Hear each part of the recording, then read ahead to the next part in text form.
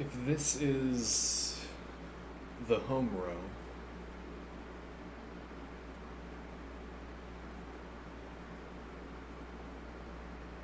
the home row being, well, I don't know if you can see the color of the pieces, but these pieces are white. Well, it could be.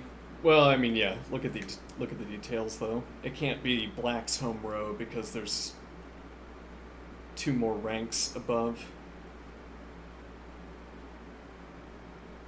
It could be white's home row because there would be one additional rank behind. And we don't know whether the pawns are on the squares to the left and right because we wouldn't see them in this case either way. If the pawns were there, we don't see enough of the squares to see the piece that's on them, so they would look the same, whether a piece is there or not.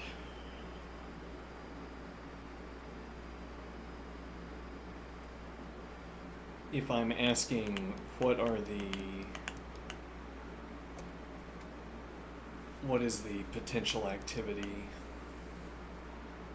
for these four pawns, I could analyze locally, like what we're gesturing towards here. This is the activity.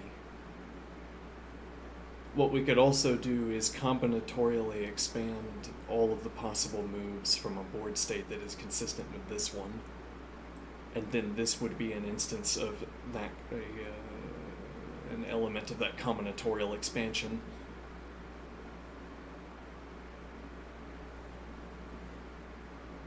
The significance there being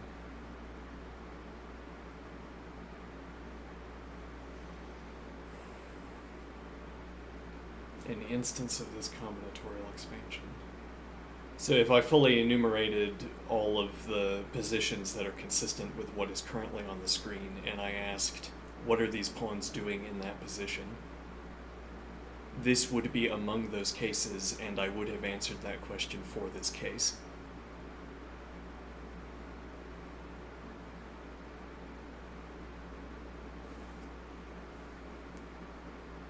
So in that regard, the behavior of this collection of pawns is finitely enumerable.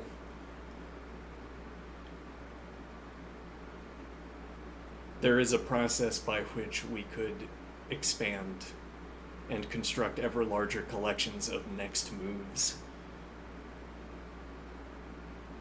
like solving a table base.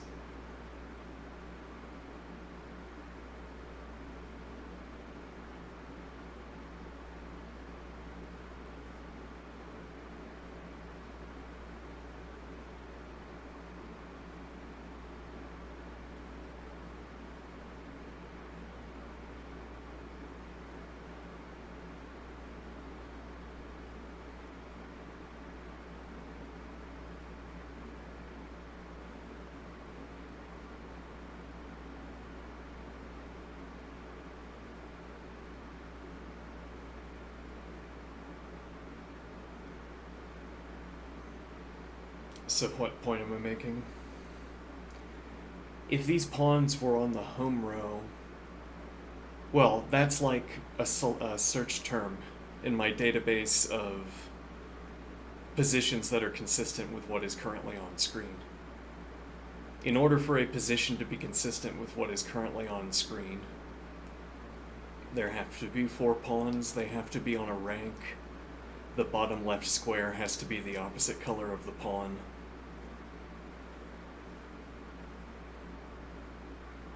There's some piece up there, it's a knight, you can tell because of the way the base is shaped. Alright, so there has to be a knight on that square, and there can't be pieces on any of the other squares. Okay, I could take this image and translate it around the board to all of the positions on a board that are visually consistent with it. So there has to be a rank above, a rank below, a file left, and a file right, and I can shift this shape positions.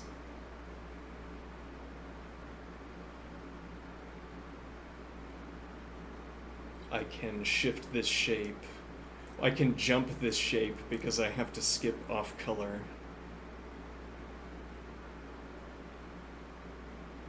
I mean that if we're maintaining this color parity between the pieces and the squares, I can't have dark square bottom left one row up from this one, from the one currently occupied by pawns.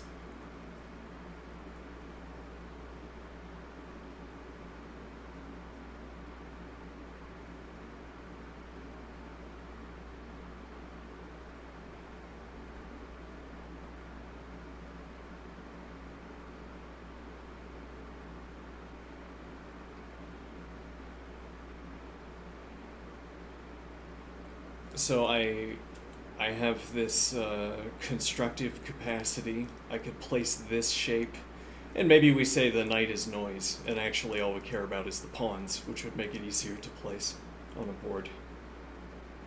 Well, no, it wouldn't make it easier to place on a board. If you clear the board first and you merely move this position around, it's not more difficult to construct, as it were. There's nothing it means for a construction to be difficult at this point in time, I guess.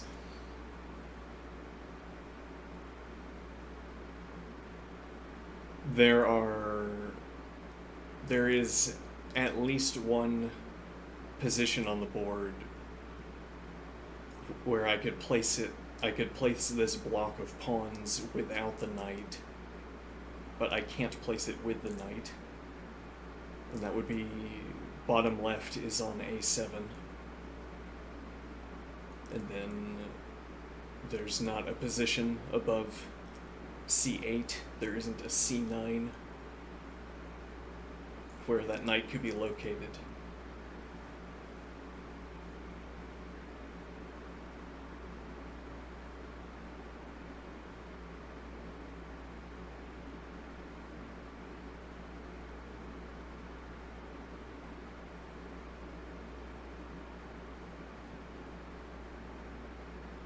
Why do I want this? Well, so there are...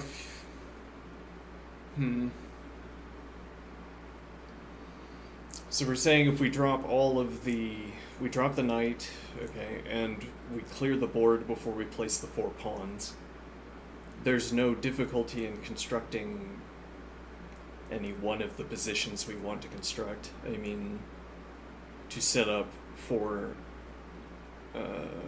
adjacent pawns on a rank is not any more difficult to accomplish in one position as opposed to another. Whereas in the way we analyze chess, there are more difficult constructions. I mean that, well, the home row case is an obvious example. I start the game with this structure. It's maximally easy to construct because it's embedded into the opening position. But if I wanted to construct this alignment of pawns up a rank, that would require effort. The opponent could try actively to stop me from doing that.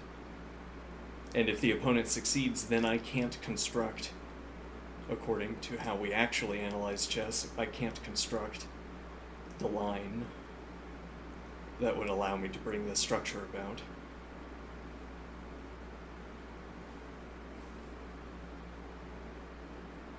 So there would be a difficulty in... Let me think here.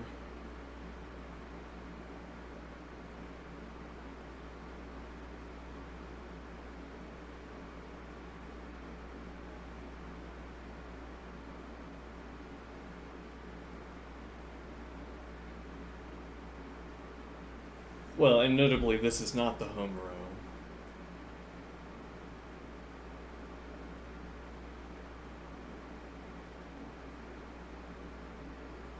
We had to construct this, and the opponent did not try with adequate vigor to stop us from doing so. What point am I trying to make here?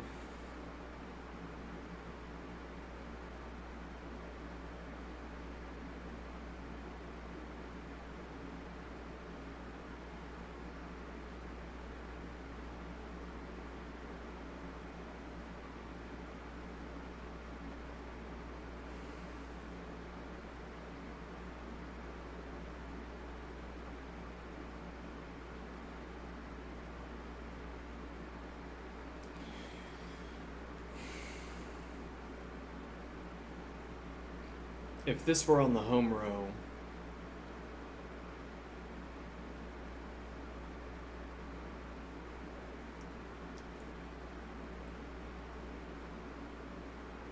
there's a combinatorial expansion of pawn states that are consistent with this rank occupation.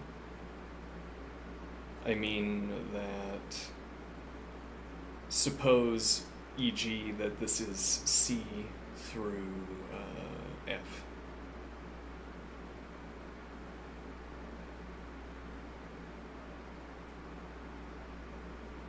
Okay. Now, suppose this is C through F, then we have A, B, G, and H, consistent with what we see on the board.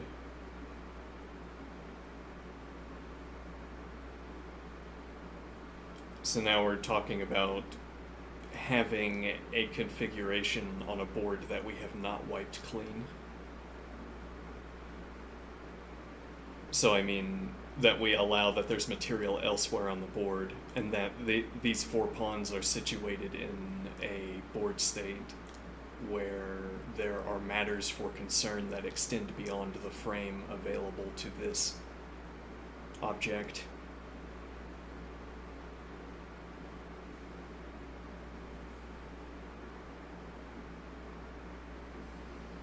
The combinatorial expansion of the pawn states outside of this frame would be the different ways where we could play lines. It would be the collection of lines where we made advances on the queen and the king side, but that black had not advanced a pawn into frame.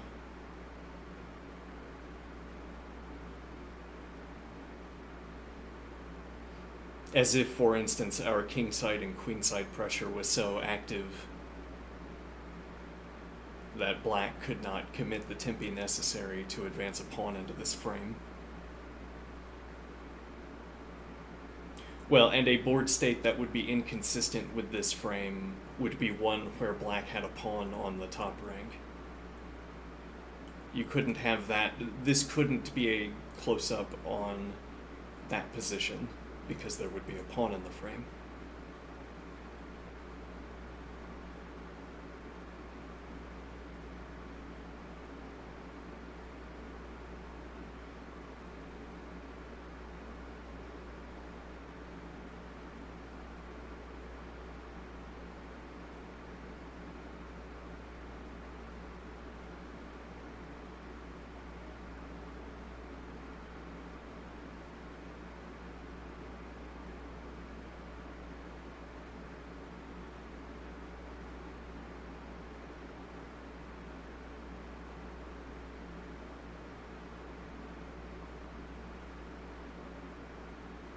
But those positions aren't likely.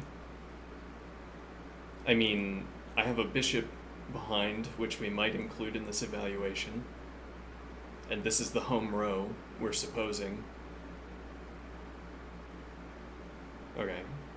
Now I am looking at a full-sized chessboard, and I'm thinking, if white doesn't move any pawns into the center, and only moves the queen and the king side, that can't keep black entrained. It can't keep the initiative for long.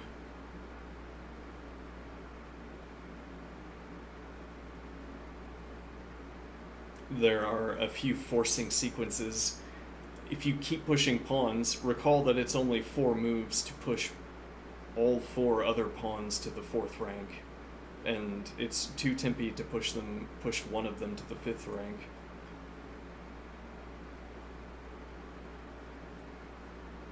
You have the limited number of pawn moves that are available, though you also have the informing by the pieces. I mean that if you're advancing the king and the queenside pawns, as part of that operation, you're moving pieces around and placing them into better positions. So the idea would be that there aren't many positions that are consistent with this being the home row, so it's unlikely that this is the home row. The idea would be that if this is the home row for white, then white is going to get pinned down and have few options for development. So when I say there aren't many positions where this is the home row, I'm observing that the development options are pruned in advance, or rather what black can do if you leave your pawns like this, what black can do will restrict your position. Then you can't combinatorially expand your development options using moves that are unavailable due to your cramped position.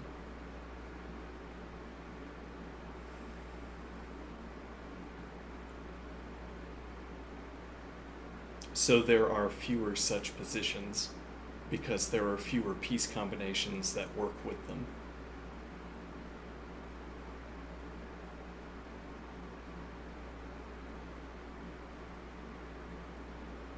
Now, but also because there are only 4 pawns outside of the frame, maybe more importantly, that all 4 of the pawns outside of the frames are involved in chains of 2, where chains of 2 don't have as much potential energy as a chain of 4 or a chain of 6 or so on. It's easier to lock up a chain of 2, I am thinking, than it is to lock up a chain of 4 or 5 or whatever. Or for that matter, 3, which would necessarily incorporate one of these pawns, either because we have third for both, or we choose 3 from the center. Well, 2 or 3 from the center.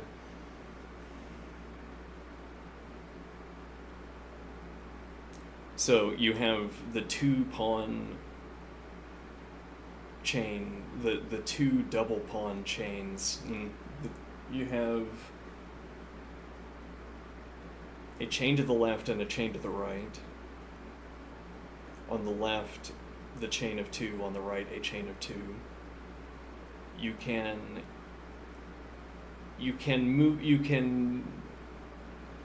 claim the initiative by advancing them up to the point where they get locked.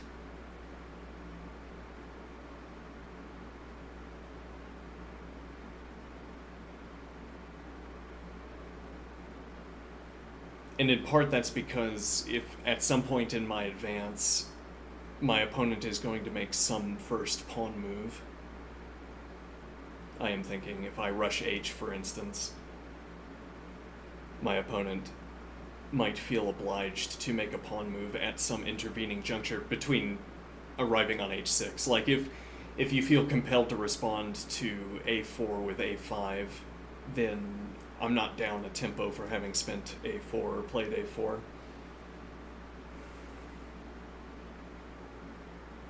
But what am I thinking here? So the idea, well, again, this is home row, so rank up is the 3rd rank. Black would have to spend 2 tempi with a pawn to deliver it into this position, into this frame. Or has already spent one of the tempi and is looking to spend the 2nd.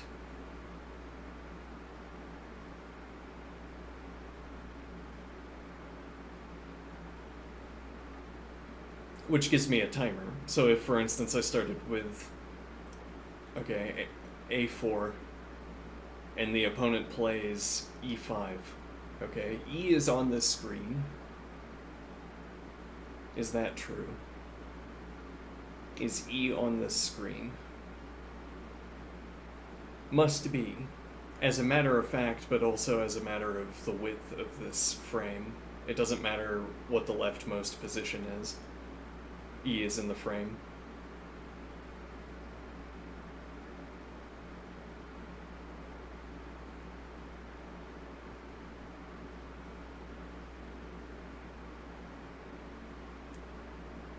But what point am I making here? It's an interesting side observation, but let's see.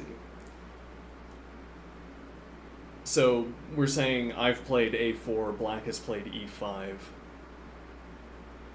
which would not be in the frame. No.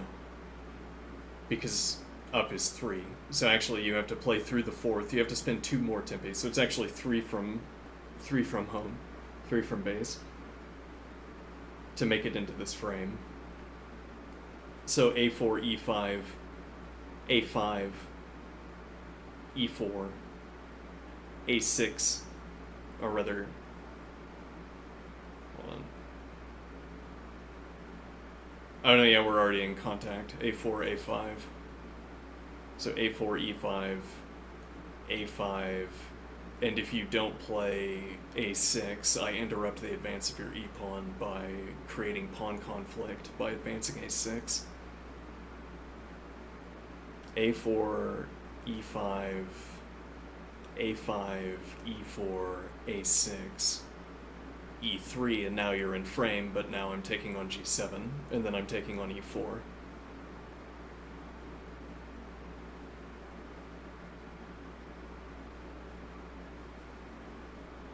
Though if this is e4,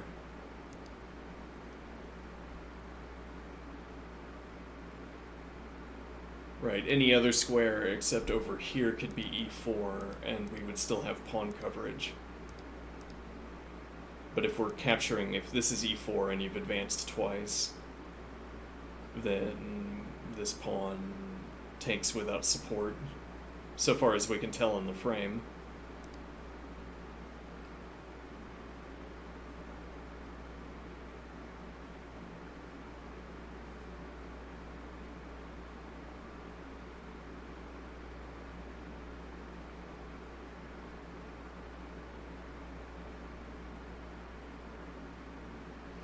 So a6 and you don't play well, you don't, hold on. a4, e5. Yeah, you don't play e3. Okay. And now, well, that's a consistent position. On the other hand, that position terminates more quickly because we're down a pawn for nothing. We've advanced all the way to a6, black plays, b takes a6, has the pawn on e4. The position is fine for black, and white is down a pawn, which means that white is at a disadvantage. And if a side is disadvantaged in chess, there is a tendency for the line to be pruned short by losing.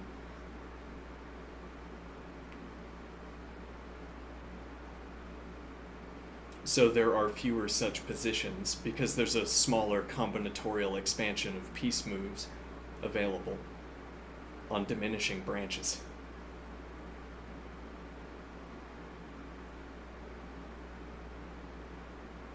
So there are not many positions, there are not as many positions where this is the home row as where this is some other rank.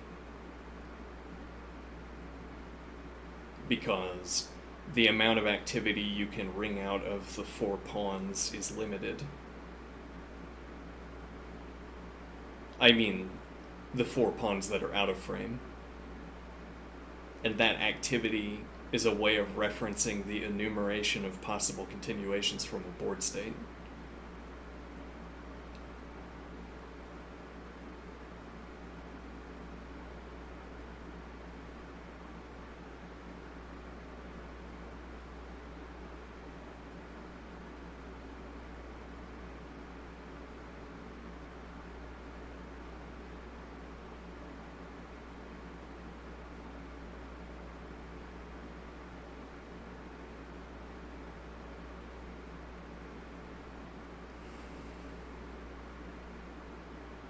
The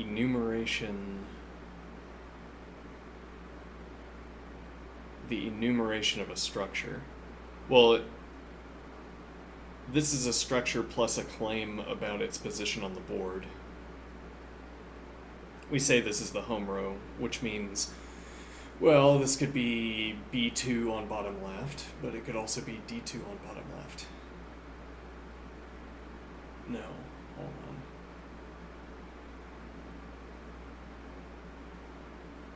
Well, it would be D2, but D2, it would be D, E, F, G. Well, if we do this, now the base of a pawn at bottom left might be in frame.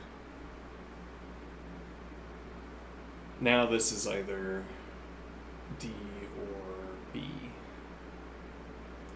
Though if we don't let ourselves have access to colors, then this could be... let me think here.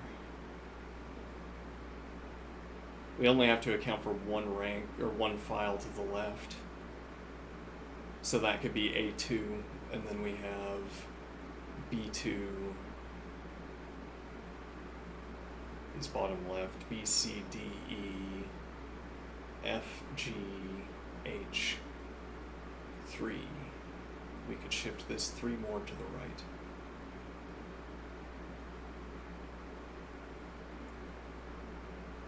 So this position plus 3 more positions, 4. Let me think here.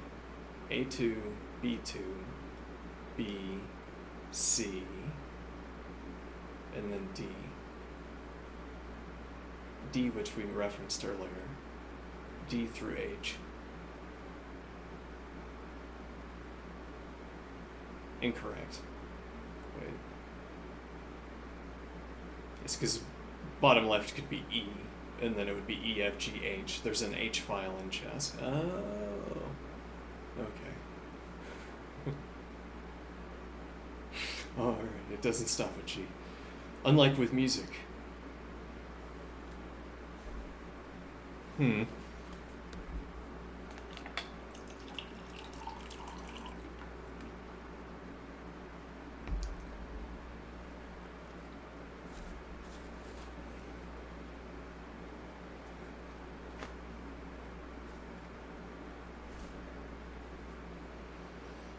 Okay, now why do I want this idea?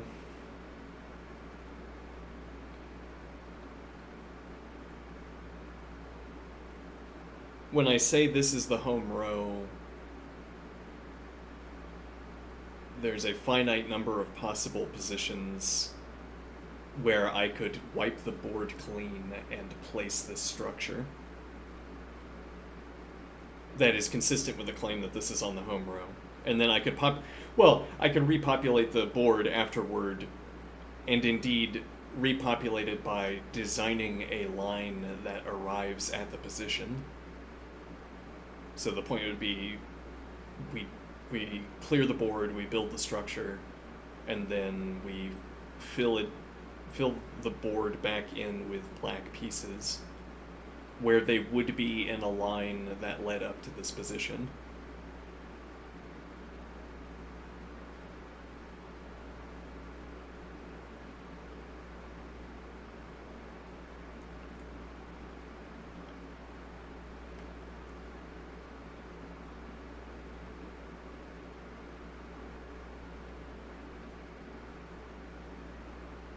Now, so in the first phase, when we clear the board and we say that this is home row, I can choose however many, the small finite number of positions that are consistent with this diagram or with this frame. And then imagine all of the ways that a game could reasonably lead up to that position, which is an enumeration of a kind.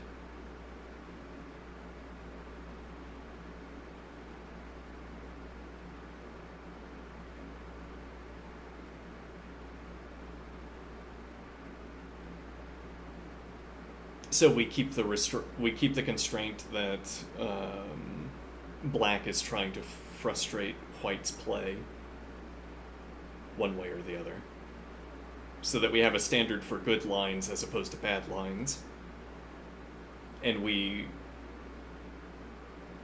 cull bad lines, we prune bad lines. Okay. So that if a position is bad for white, more lines are getting pruned.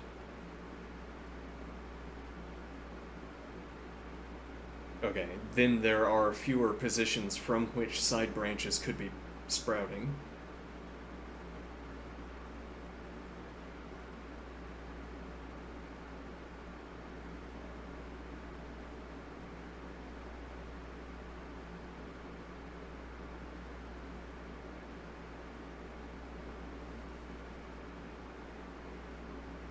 So when I provide the additional description to fix the file position of this frame, I'm thereby also outlining which pawns remain available to be advanced. Well, which pawn chains remain available from which to harvest pawn dynamism, or which chains are available to use to seize the initiative.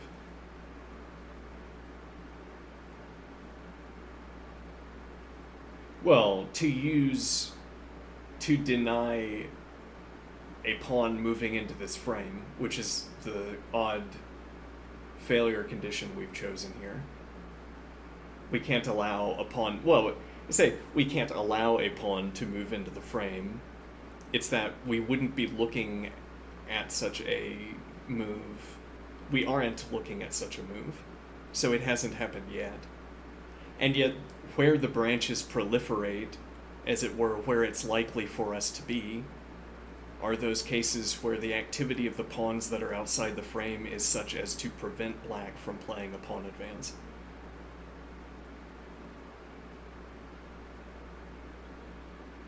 Where branches proliferate that are consistent with this frame is where the pawns are outside of this frame, or the pawns that are outside of this frame are coordinating in an effort either to delay the pawn advance into this frame or to prevent it.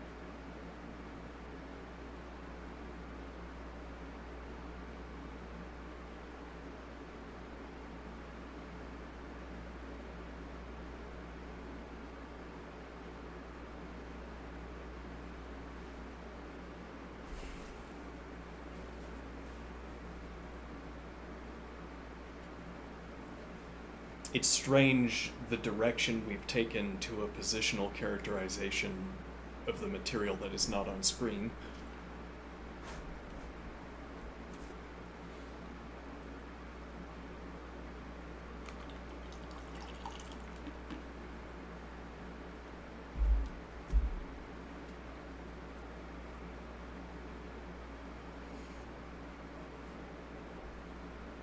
What do I mean?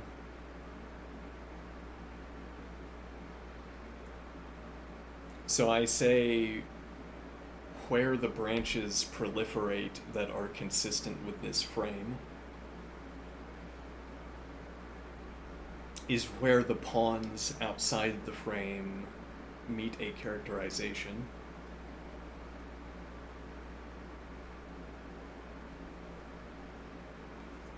This same characterization, I'm thinking, would be true about fairy chess, about fairy pieces. It's a translatable kind of description, whatever material is outside of the frame. I mean, it's beyond the pawns as well, though earlier we tied piece activity into pawn activity by saying that piece activity is about supporting pawn activity. So that when I talk about the combinatorial expansion of pawn moves of pawns outside this frame, that would be tied up with pieces moving around the pawns to support them.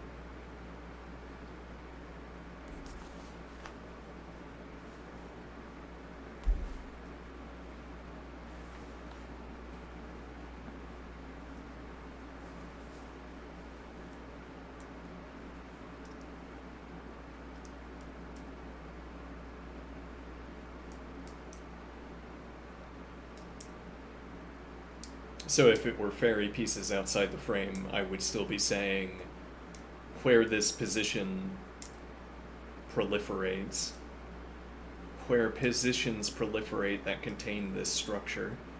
Yeah, the specific wording would be useful as a memory device, though I'm not sure the specific, like, I don't know how technical we're getting with this observation. Where the branches proliferate that are consistent with this structure is where the pieces that are outside the frame are coordinated in an effort to prevent black material from entering the frame.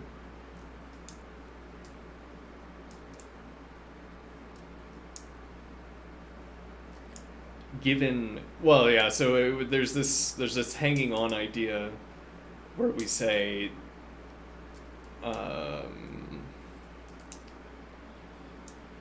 where we speak as if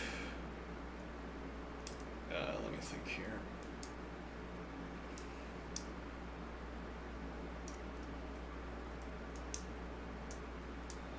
I'm saying, right, given that we are here, it's likely that this is one of the likely cases, as it were. Well, and I'm chaining together these non-technical likelies, even though likelihood is often a quantitative measurement that has explicit accounting. This idea that the move trees are sparse where white is not preventing black from moving into this position. As it were, we could imagine black intentionally avoiding trying to move a pawn into this position. Always choosing acceptable lines that nevertheless veer away from advancing. So whenever there's a good option for not advancing a pawn, black chooses it.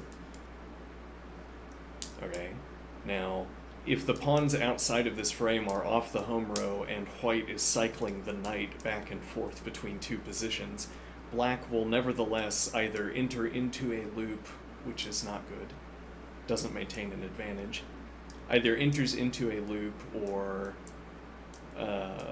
makes a pawn move. So to say, black is going to pursue normal development, white is going to cycle the knight, eventually a pawn moves into this frame. It's like the position is, on various branches, the position is bursting at the seams. You have the pawn activity outside the frame that black can have played, where black wins without... Yeah, so black succeeds outside the frame. These pawns never move. Black's pawns on the queen and king side win in the king side and queen side battles, and the game is over before these pawns ever move. Okay, that would be one branch of cases, but only one of them, I guess, by specification. A broader... we can arrive at a broader collection of branches by talking about cases where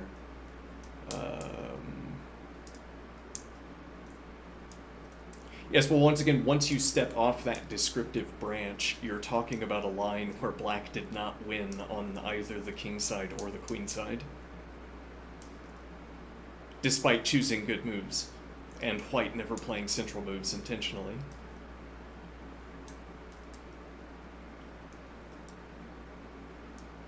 That another small branch. Or white doesn't win on the king side or the queen side, but rather they become locked. Maybe the most likely outcome. But now that they've become locked, the central activity becomes the only viable line of play. And now black is looking for moves that are not advancing into this rank. Okay, where can those moves be found? What can I do instead of moving a pawn forward? And now we're thinking about a branch where this position too is bursting at the seams, so that either one enters into a loop because I've explored all of the development options with the made pawn advances already, or I make a pawn advance, and then I enter into the frame.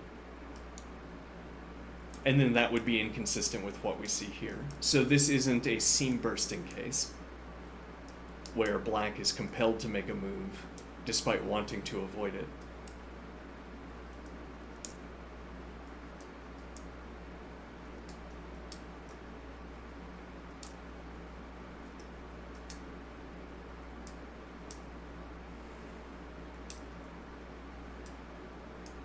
It could be the tempo before that pawn move.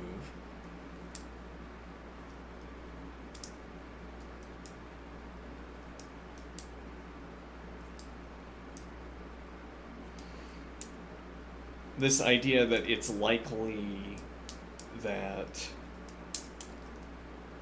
it's unlikely that this is the home row because there are fewer positions where there are 4 contiguous pawns on the home row than there are positions where there are 4 contiguous pawns for any of the other structures.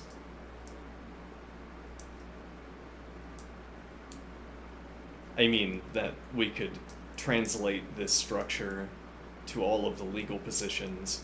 Those would all constitute not the home row. And now it's less likely that these 4 pawns are on the home row than that. Well, merely, again, with a clear board and with no statistics, there are more non-home row positions than home row positions for this structure. But also, there are more... Well, I don't know. Where would 4 contiguous pawns be where black can't advance into them? Like if you advanced all 4 pawns to the 4th rank, and now black can't make a counter advance to the 5th rank, and your pieces are ensuring that that doesn't happen, as an example.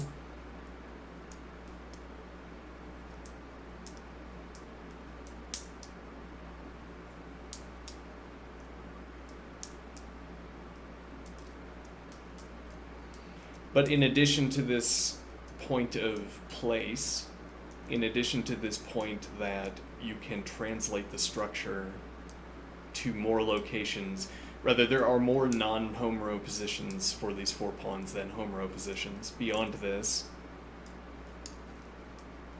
there's a further refinement of this probability assertion, or there's an alternative probability assertion, which is not about chance, but it's about the propagation of branches in chess trees,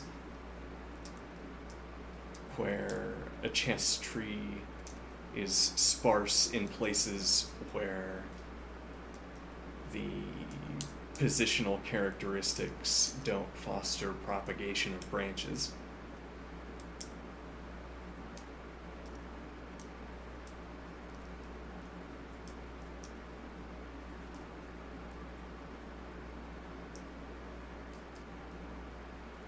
So when I say it's unlikely that this is the home row, I am meaning that there are fewer games where this could be on the home row. Yeah, I'm not sure what this point is. I think here.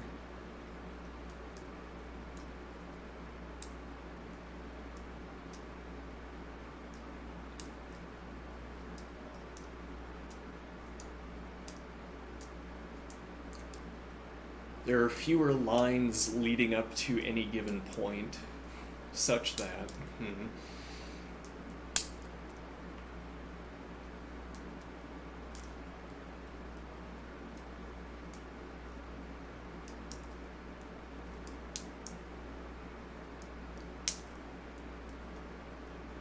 And as it turns out, this isn't on the home row, and yet I wouldn't want to say that's because there are fewer arrangements.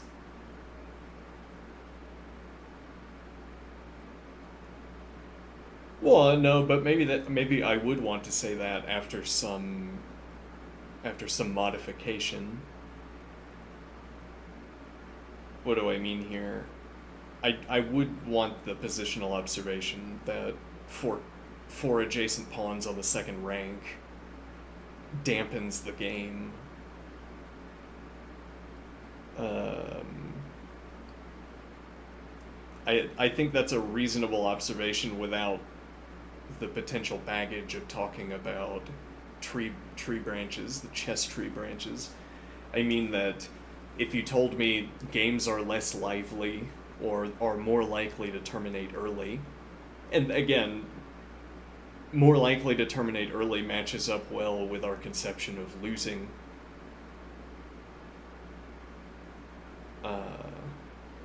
I say a game terminates early because one of the sides won, and that matches up to saying that making this syntactical observation about the activity of the pawns off frame, as in when I talked about black advancing pawns on the king side and the queen side and winning, I used the same word, though syntactically I meant something else. But related usage of the terms. So if someone said, if the opponent has pawns on the 5th rank and you have 4 contiguous pawns on the 2nd rank, you're at a disadvantage and are going to lose soon, that would not surprise me.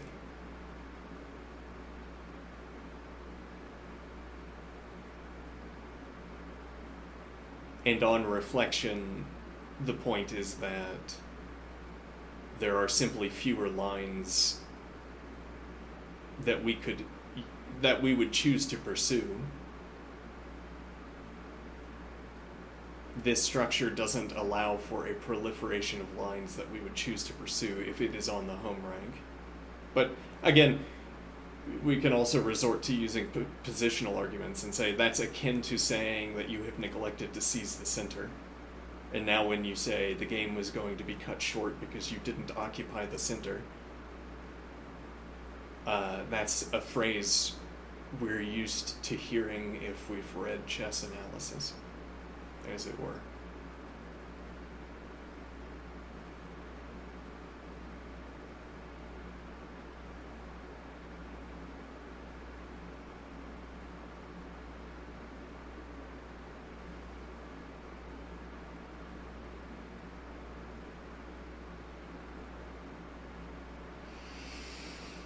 Incidentally, we've performed analysis on positions where the opponent tries to push to the 4th rank against white pawns on the 3rd rank. And we usually conclude that it's premature. Which means that when we have the pruning implement out and we're saying if black can advance here, that's no good, we play the black advance and it doesn't work and we say it's fine and we don't prune the branch.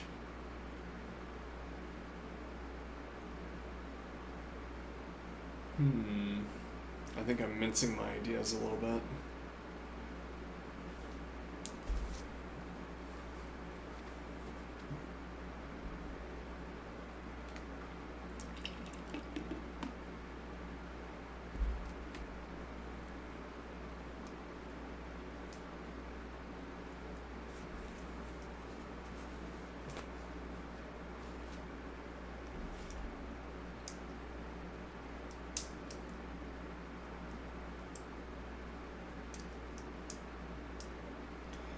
This idea that we can discern positional characteristics about the pawns that are outside of the frame. At least there's a line of inquiry that is open to us that is couched in probabilistic terms. Okay, and that discussion is about, suppose this current frame is of a randomly distributed, no, not randomly distributed, rather, yeah, well, we're keeping this restriction where we talk about good lines. Okay, so this is the outcome of a good line. Okay, because we would only be interested in outcomes that were at the end of good lines. So there weren't missed tactics, for instance.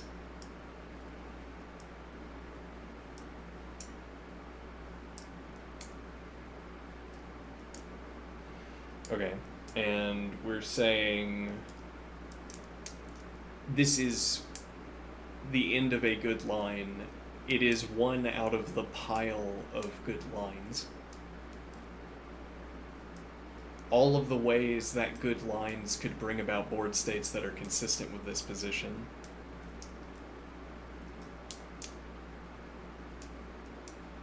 All of the elements of the set that we are talking about are end states of lines that are good.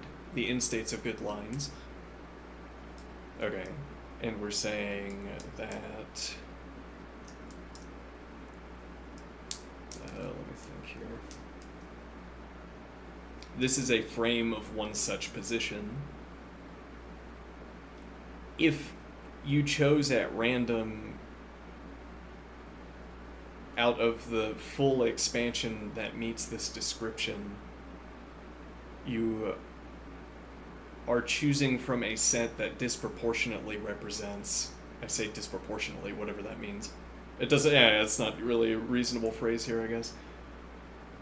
You're choosing from a set that represents the good line outcomes.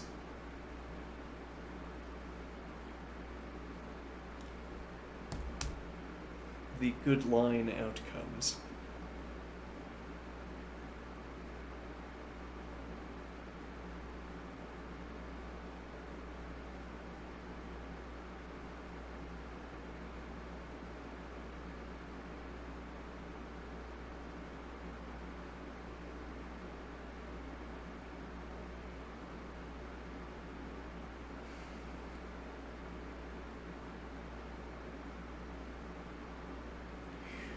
Well, so this could be the position immediately prior to diverging. What do I mean? Of immediately prior to curling off the branch. So perhaps this is one of the positions where black wants to advance next turn. Finds a good line where... finds a good line involving a pawn advance to whatever that top rank is. Okay, now that good line is available plausibly if one pawn can advance to the 4th rank, more than one can advance to the 4th rank. Rather plausibly.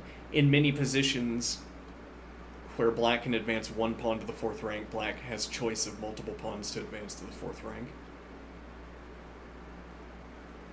So, if nothing else, once the e4 advance, e.g., once the e4 advance becomes available,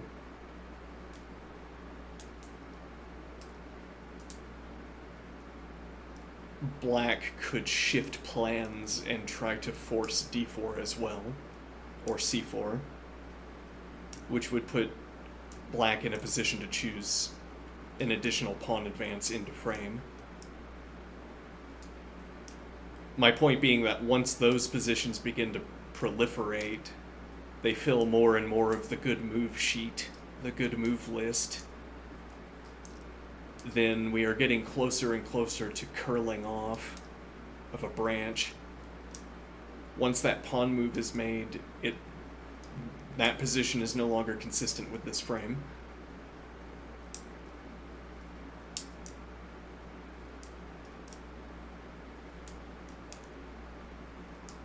So curling off here is a question of no longer meeting this characterization, I suppose, of, well, meeting whatever characterization we build around this frame, I suppose.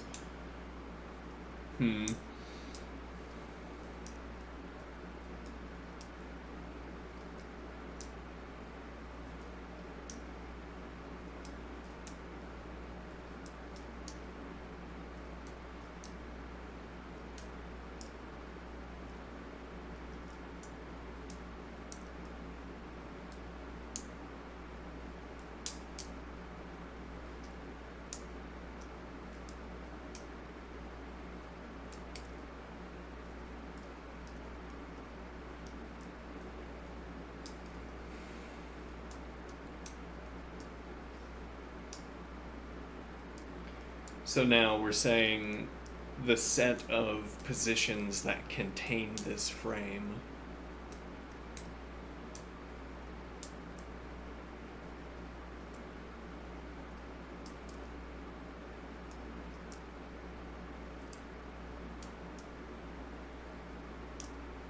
In a majority of the positions,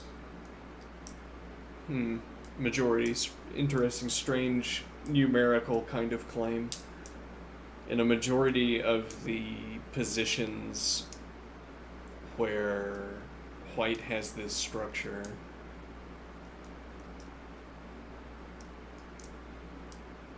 the pawns that are outside of the frame are involved or coordinated in an effort to prevent the black pawns from arriving into the frame.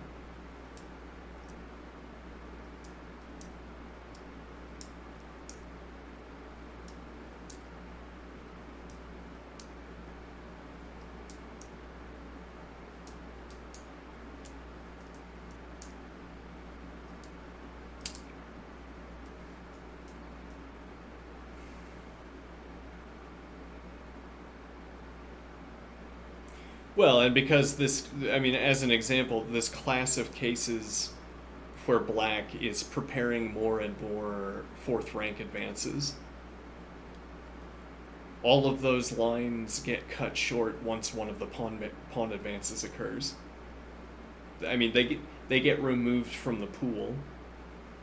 So it's like observing that if I designate a line where white's pieces are where white's pawns and pieces outside the frame are preventing pawn advances. Let me think here. Then we get examples for free, by which I mean that if white is successfully preventing black's pawns from entering the fourth rank, then we can talk about unfolding activity that is entirely outside of the frame. The activity that remains to talk about is entirely outside of the frame. So say white's pieces are on black's side of the board alongside the pawns that have advanced. Alright, and now all of the game is happening off of the frame, which is perfectly consistent with this frame. Each move would be consistent with this frame.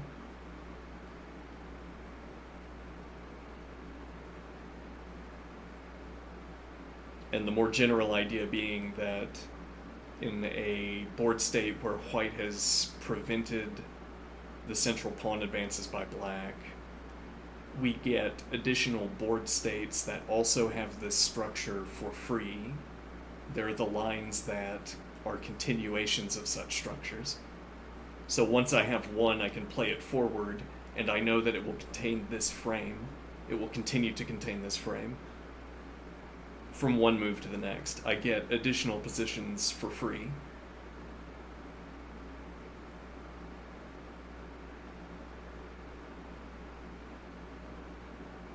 Whereas if we're talking about a bursting at the seams board state, I get fewer lines for free because an upcoming move where black advances to the fourth rank is increasingly likely. Right, well, there are fewer continuations available where black avoids advancing to the fourth rank in that side case.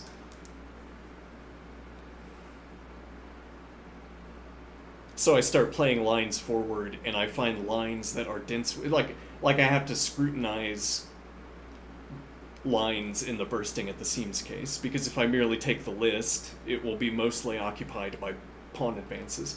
Black would have carefully to choose not to make the pawn advances when choosing a good line. Alright, and now I have to scrutinize the entries in the list, whereas if I know that black can't make these pawn advances, then I don't have to scrutinize the move list. Choosing at random would either be my own pawn advance in the center, which is a completely different question, as opposed to black's pawn advance in the center. It would either be my own advance in the center, or it would be outside of the frame. Either of which I guess we're taking as acceptable here.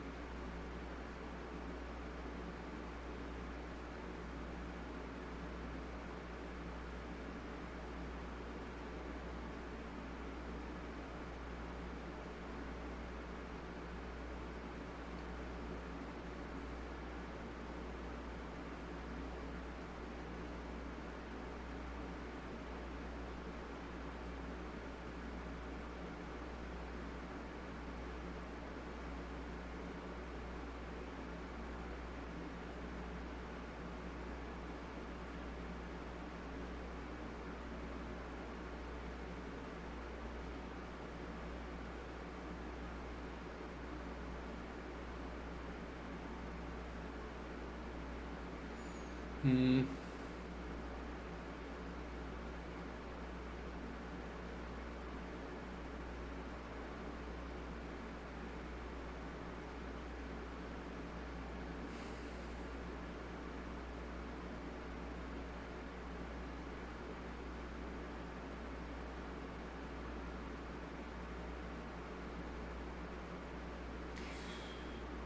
Now, but this position isn't randomly selected out of the pool of good line continuations that contain this frame. Rather, this frame was constructed by one finite sequence, one sequence that I chose by hand.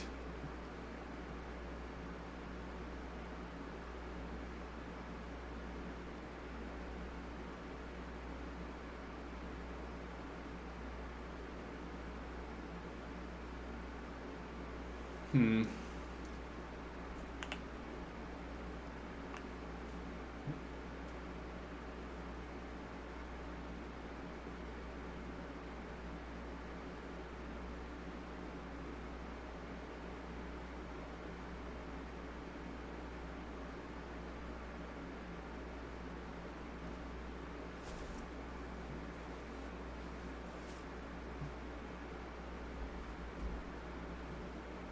Perhaps I should.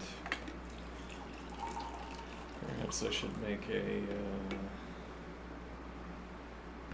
chessboard viewer that would let me cut down the size of the board.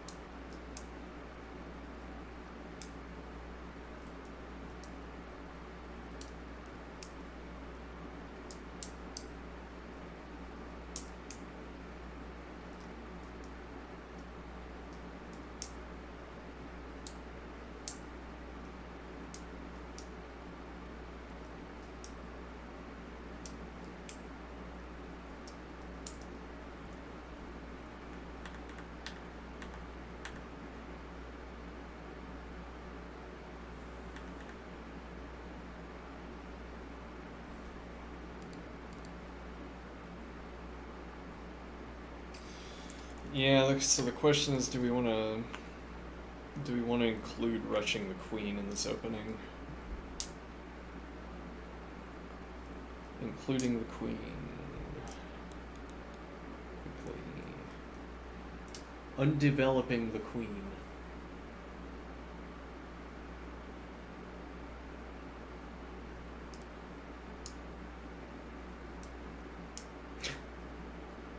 Oh no, how did my queen get to its home square? Such it's a dangerous square. It's on the same file as a heavy piece of the opponent. I don't want my queen on the same file as a heavy piece of an opponent. One imagines e3, e6, f3, f6, queen e2, queen e7, queen f2, queen f7.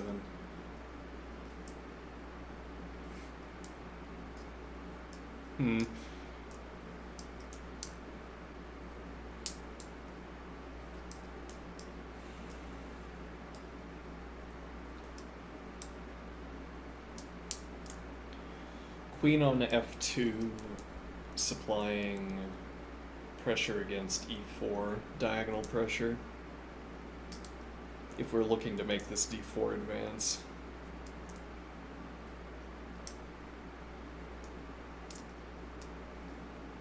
And now, we wanted to undevelop our queen, but we're playing the d4 advance,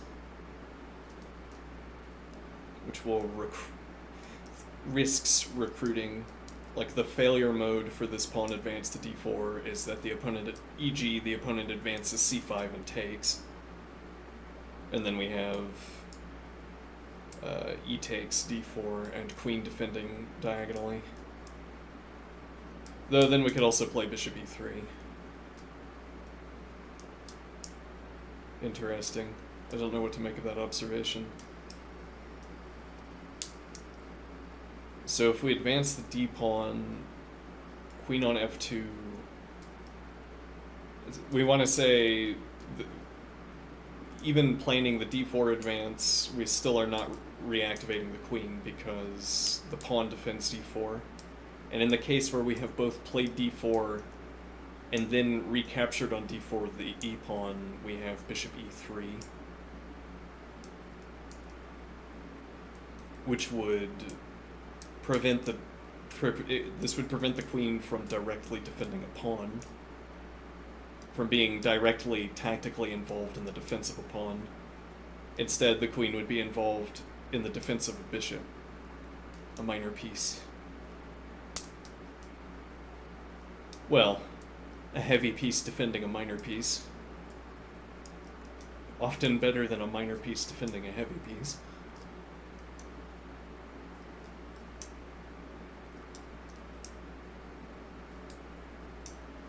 Queen gets to f2, defends d4 through e3, and then we have bishop e3. Or you don't take on d4, and then we retain the case where the queen is not defending the pawn on d4.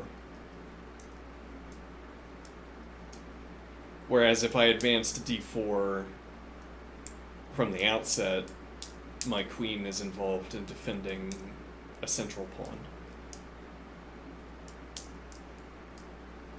Though the extent of that, the practical extent of that involvement depends on how aggressively black pressures the d4 pawn. It might never become relevant that the queen is looking at a pawn. It only becomes relevant after a sequence of trades. If that sequence of trades never happens, then the queen's never looking at a square where a recapture is required. Though the terms are more severe than that. If the queen ends up defending a piece, so like if it's a bishop on d4, and black's knight is looking at the bishop, now materially that's an acceptable trade, but the queen recaptures on d4, and we've once again fallen into a line where a queen is recapturing.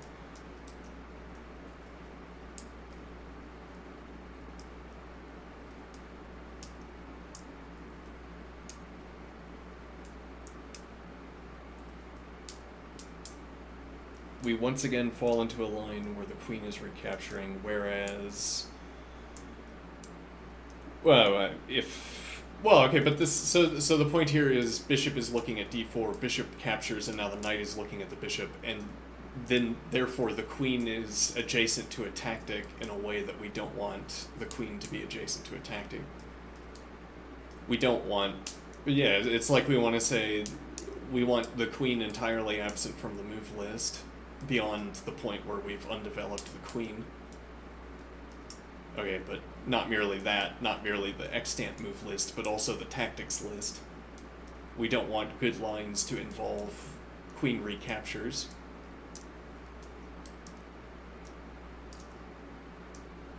If lines start to propagate, if good lines start to propagate that involve the symbol queen takes,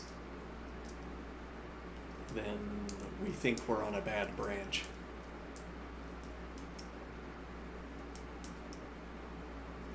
Though then,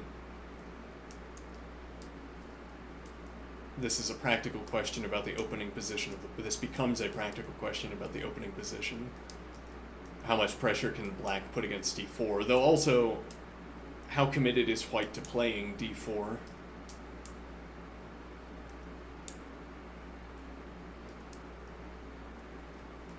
As opposed to c4 in this case, I suppose.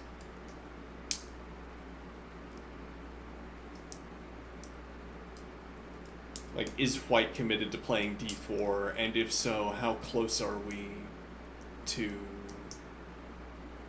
d4 becoming the best move to play?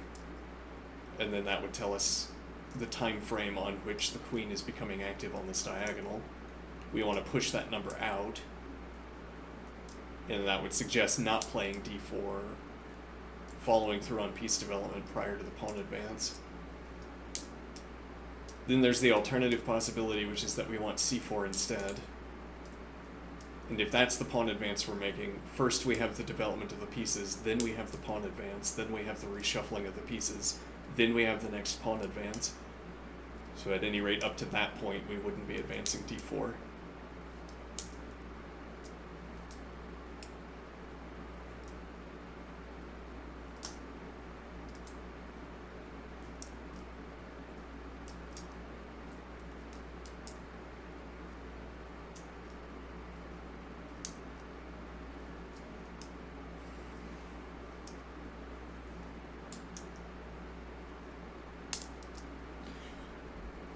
There's also knight support for d4.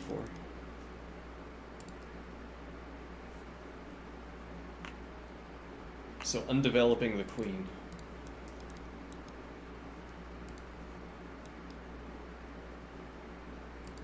Though, yeah, we have this difficulty that the queen on e2 is... If we play queen on e2, king f2 is taking a square away from the queen. And then if we wanted e1 instead, we could have gone there from the home square.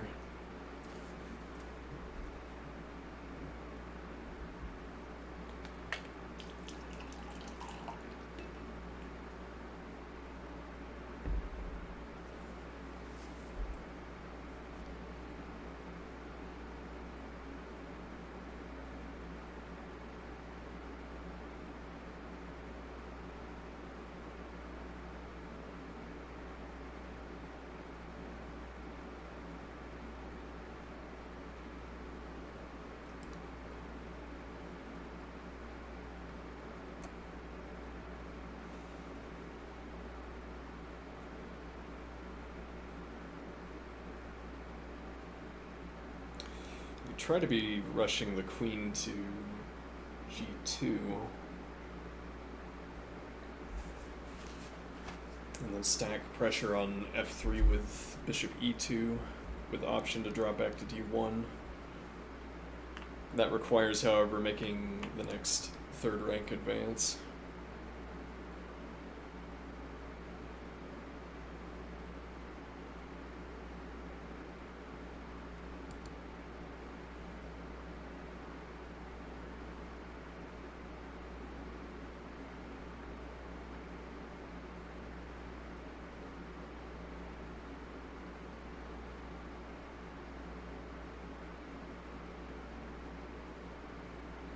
this line of development is free.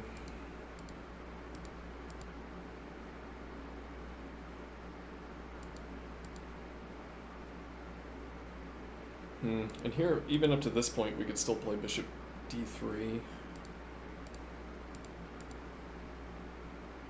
And we also don't have to commit bishop back to c2.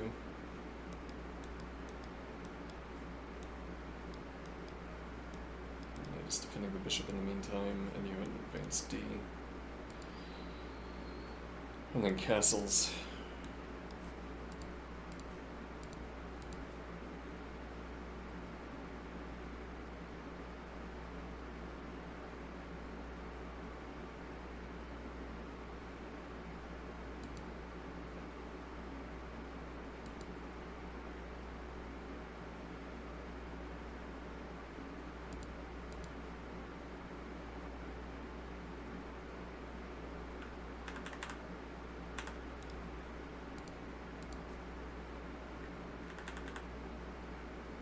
I just take immediately, yeah.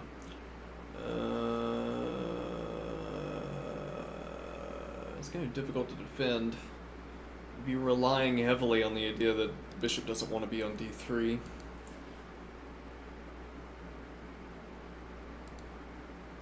Yeah, and now you don't have the knight support for e4, and your dark squared bishop is locked in.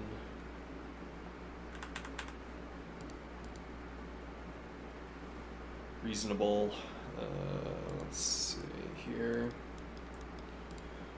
And develops the knight. Okay, so now the point is that if you make the advance, we're not taking. Whereas if you don't make the advance, we have queen c2, which would deny the advance. I don't know how long that's going to deny the advance.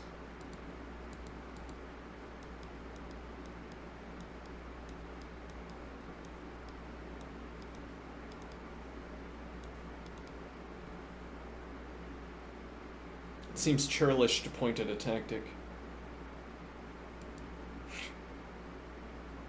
So, yeah, it barely had to be that way.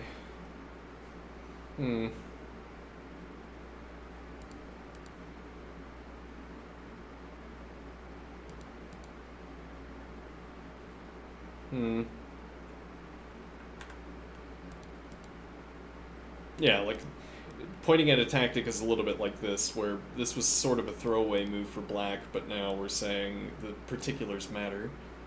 Whereas, even if this is the best move, I could ignore it and say, as if the bishop isn't here, we want to spin to Timbo moving the bishop, but we don't want to move it.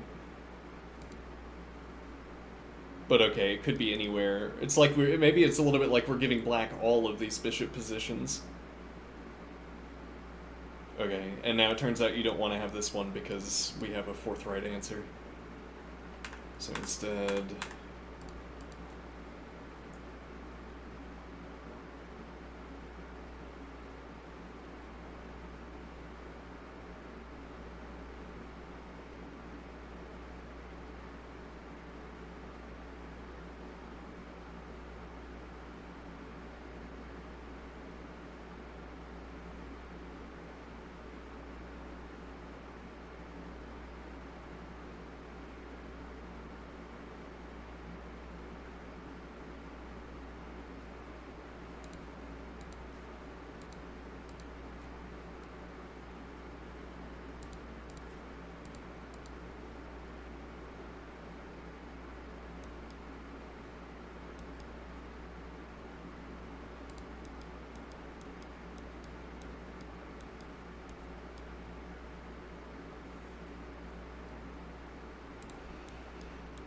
Yeah. That would be the next point of support, but we don't have it. And then this can't have been the faster routing to some alternative queen position. So this would have to be advance.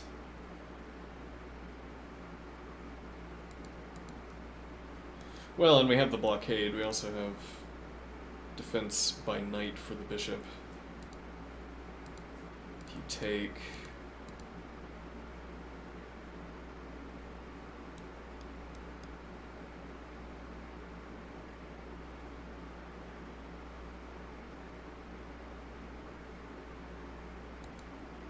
We still have b4 to deny this diagonal.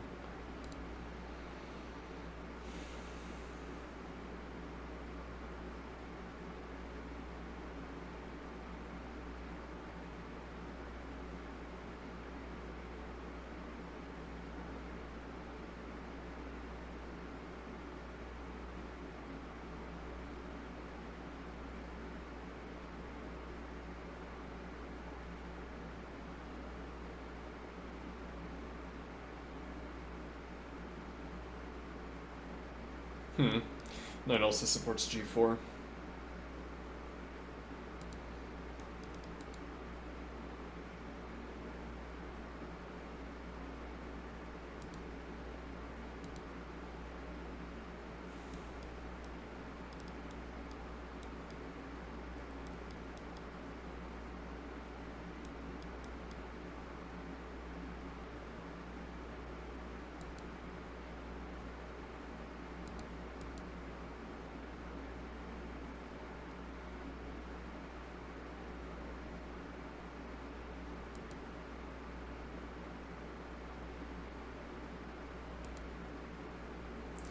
Well, actually, black could claim peace trade here.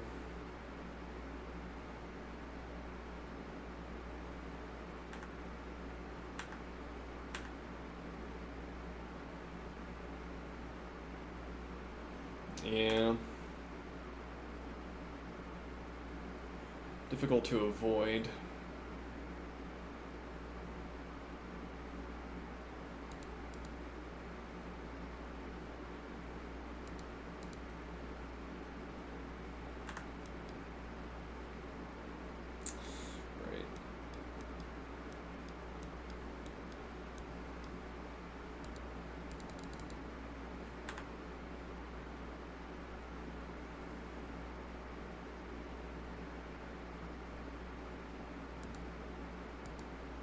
Mm-hmm.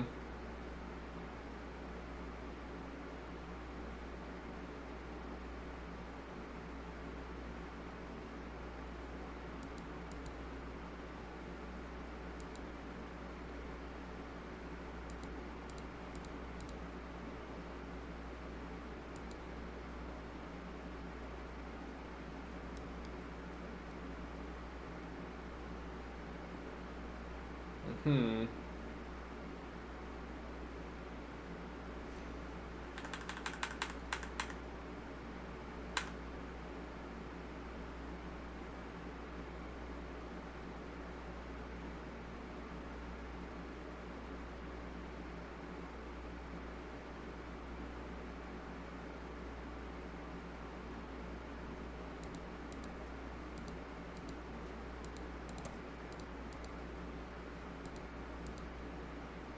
Yeah, but you don't need to do that, right? Because you have... Well, so if we haven't committed the queen and we still have the bishop c2 drop back...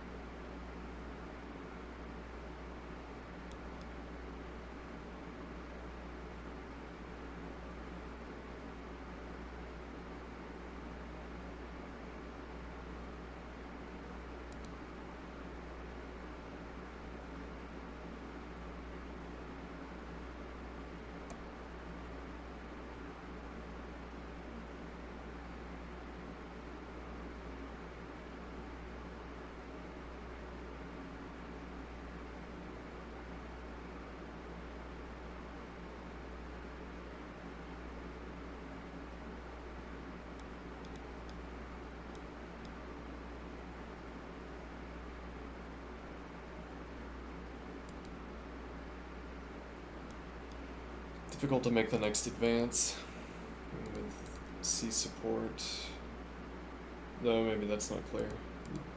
In the event of capture, I was thinking this recapture.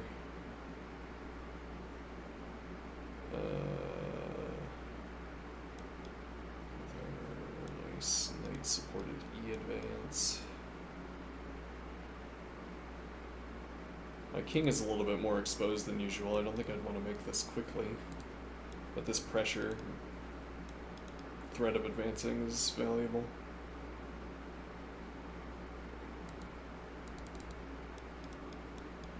Hmm.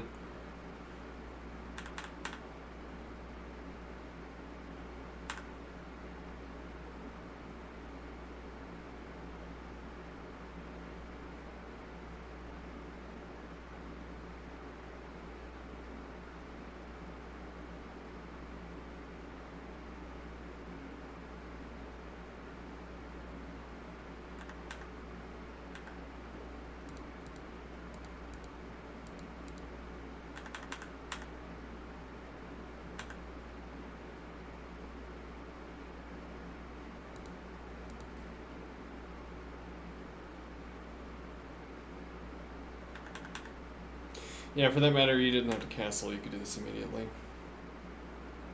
Might change our evaluation with less development on the board to be so committed.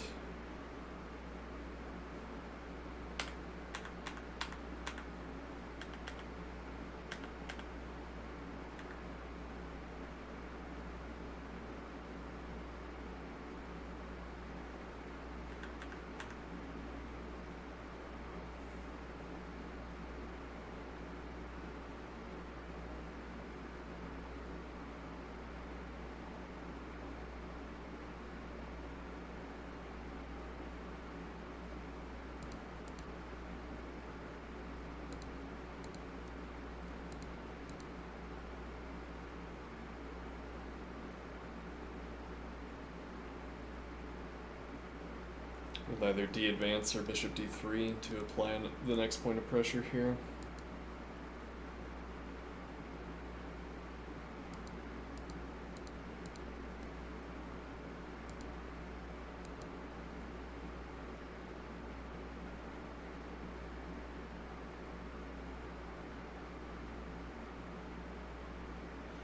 And now the advance hangs a pawn, actually hangs more material than that due to tactics. We don't have to commit this tempo, you're not threatening to advance yet, but we also don't have a way to apply additional support against this. We can now make this advance and look for the knight development. Yeah, so you still can't advance yet if you threaten to advance.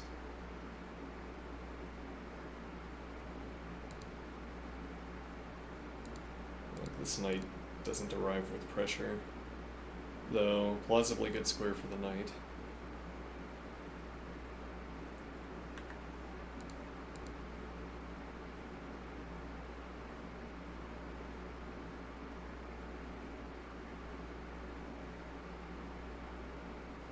Okay, but now you're still not threatening to advance.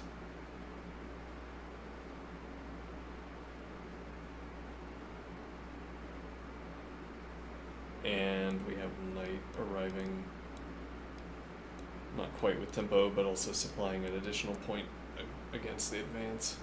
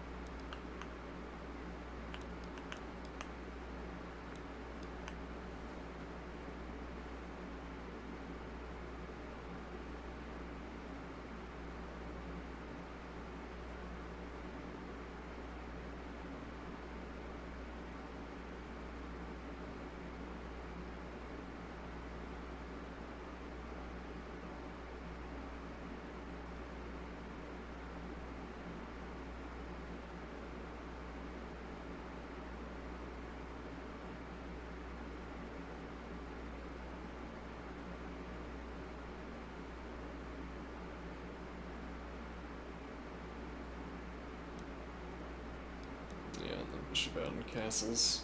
Last idea.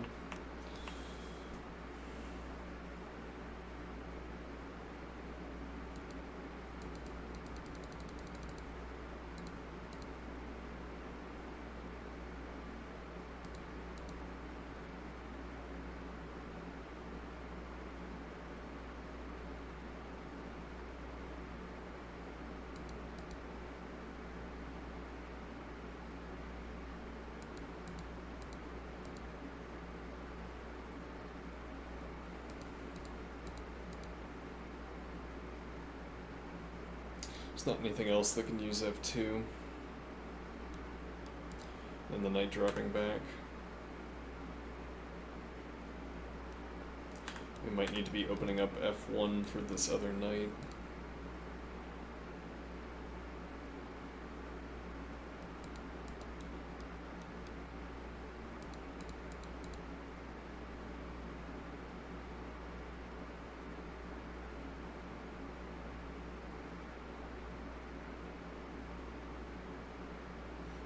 Our support over these dark squares is limited.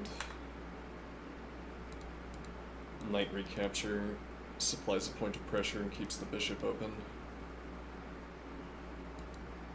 Bishop support, knight support, queen support.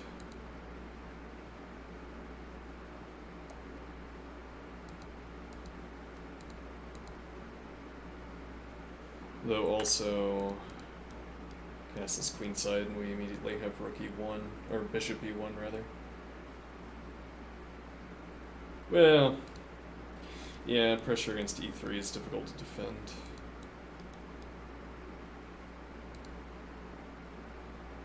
Yeah, maybe we're not dropping the bishop back.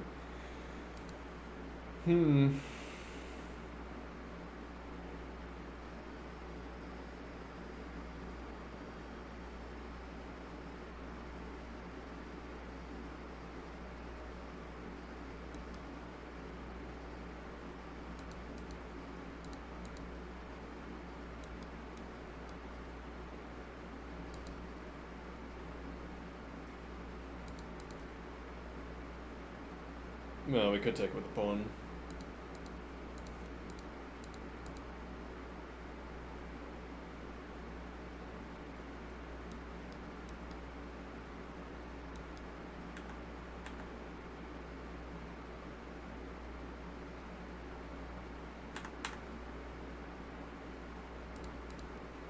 Gives up bishop pressure.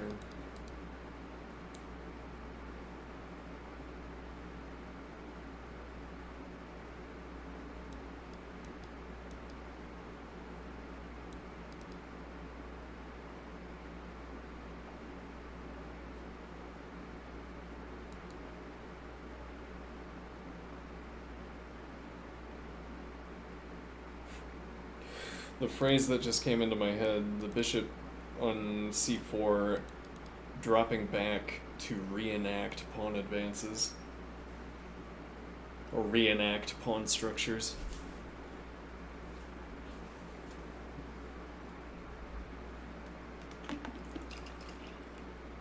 The idea being that if you preferred to have some intervening pawn structure, like if you over-advanced your pawns, the bishop dropping back gives you many of the same characteristics as a pawn structure that you have advanced less.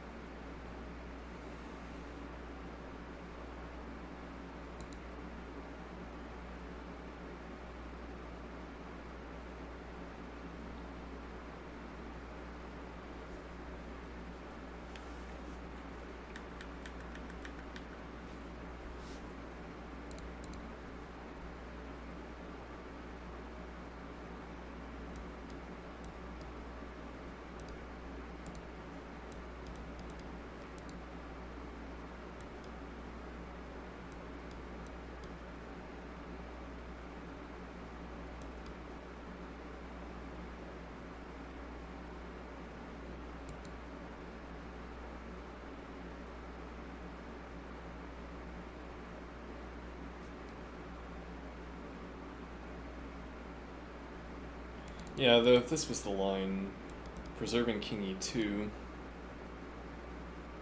We wanted to vacate F1. No, probably not. Yeah.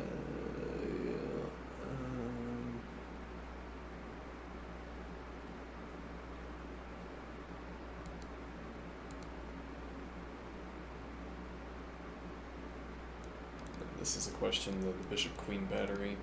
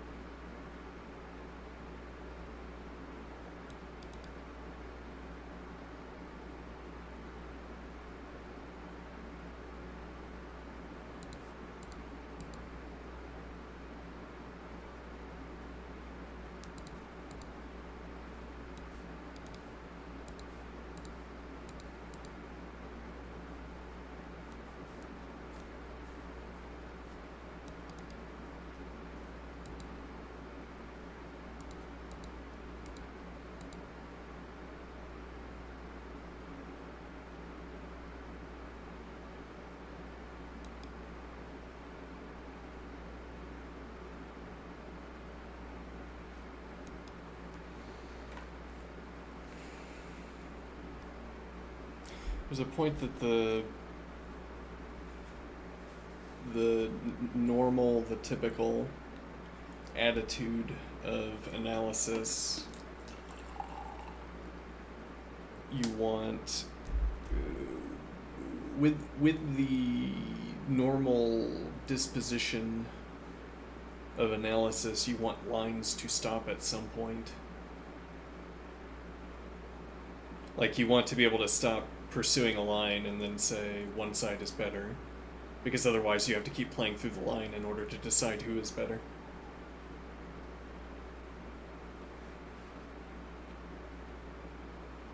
So then you play forward a move and you see, but there's another forcing move, and then there's another forcing move.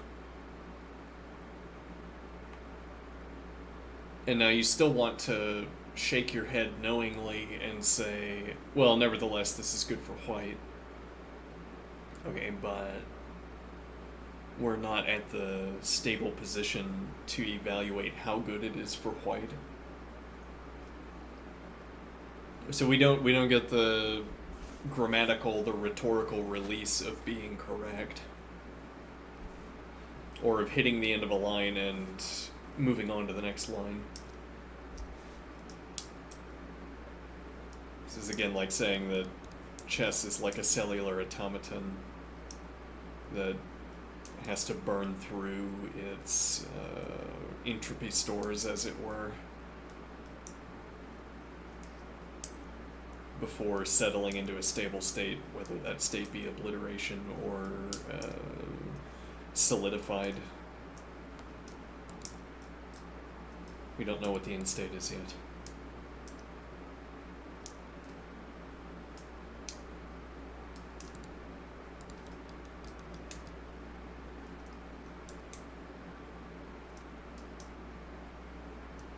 Knight is trapped.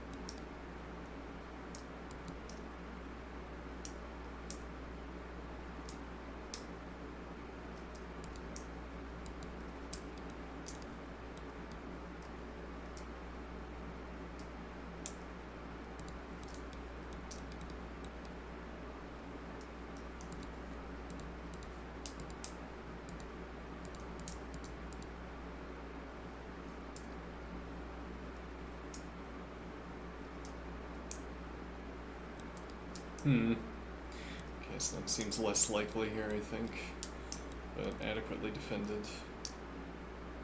Yeah, though, if we want to castle queenside, yeah, but you'd have to give up pressure against the pawn.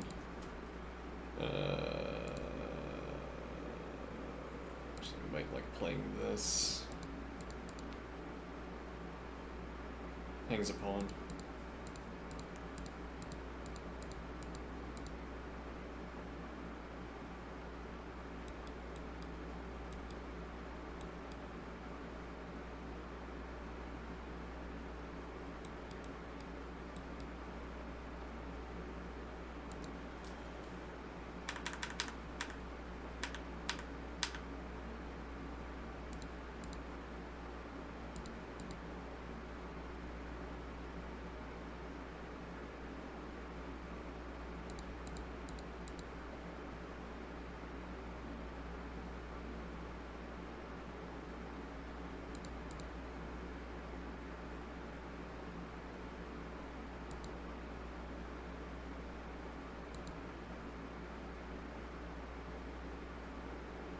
Doesn't work actually. No, knight covers here. Interesting. Otherwise, to continue dodging the trade.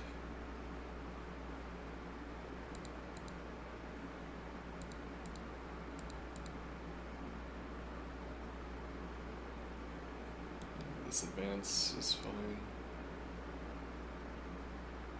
Curiously.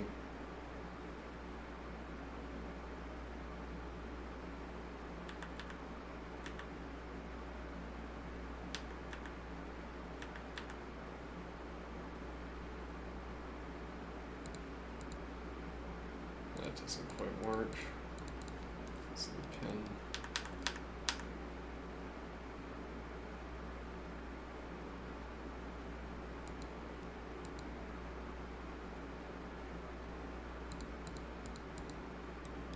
Looking for bishop out instead.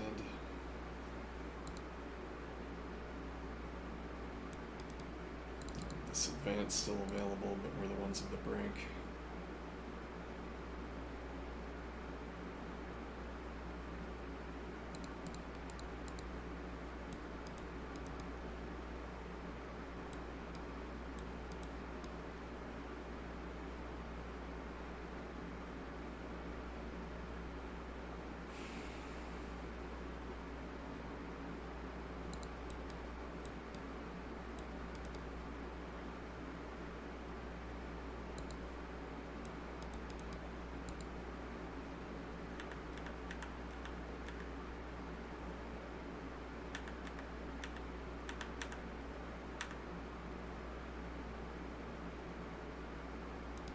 Technically this is on pre, but more importantly it has been for a while. That requires coverage. And it's after this point. Actually this is simply with tempo.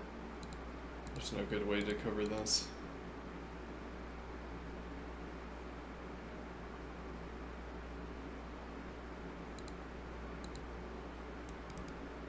With check.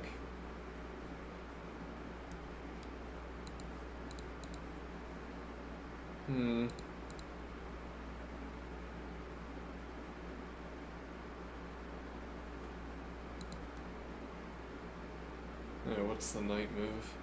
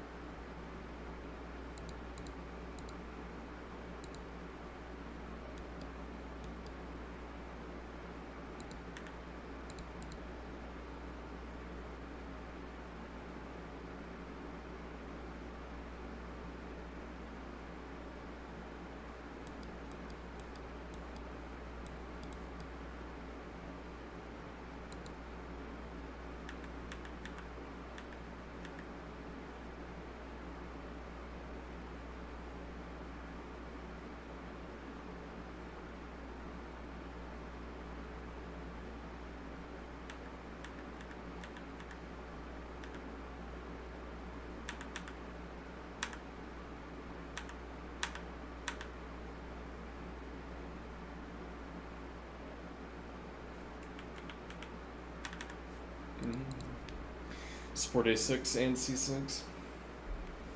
Say this was a mistake.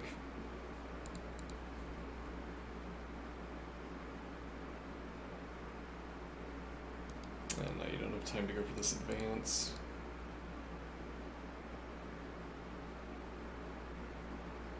We have a persuasive amount of pressure against this, well, against this square anyway.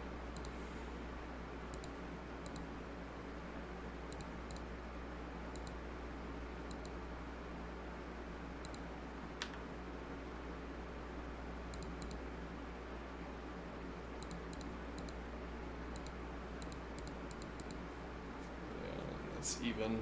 It's not good. Actually, it fails at the end also.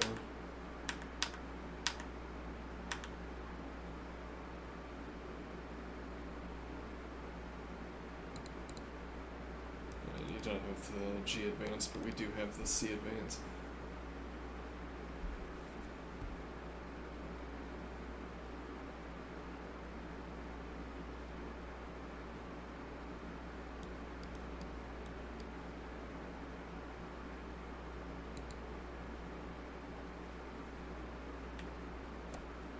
But we don't have to advance either. We can C advance immediately. Or keep developing.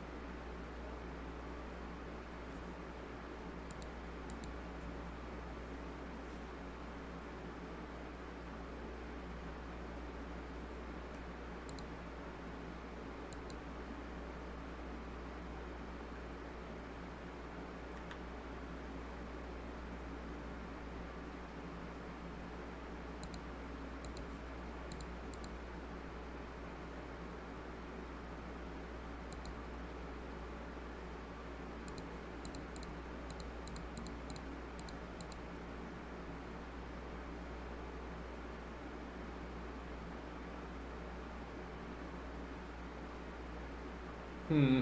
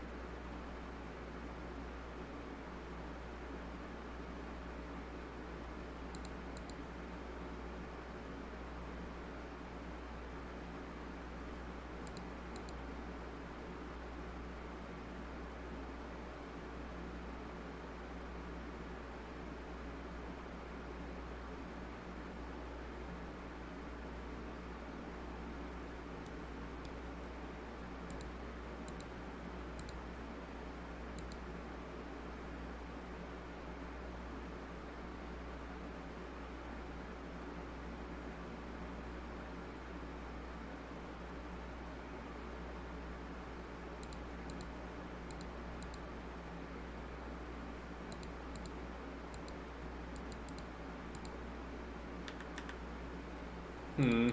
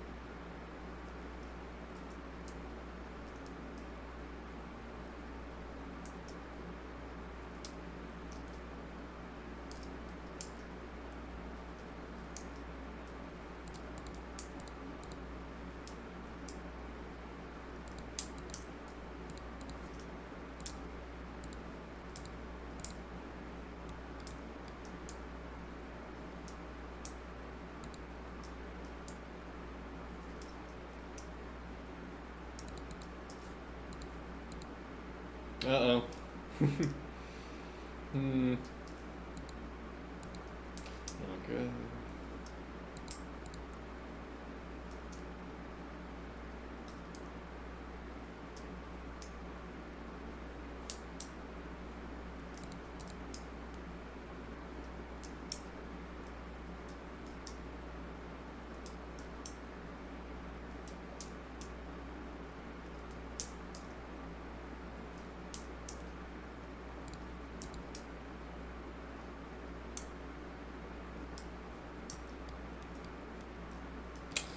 Even here we wouldn't have the advance, but we still have C advance. Drag. No, with my king in the corner like this, oh no.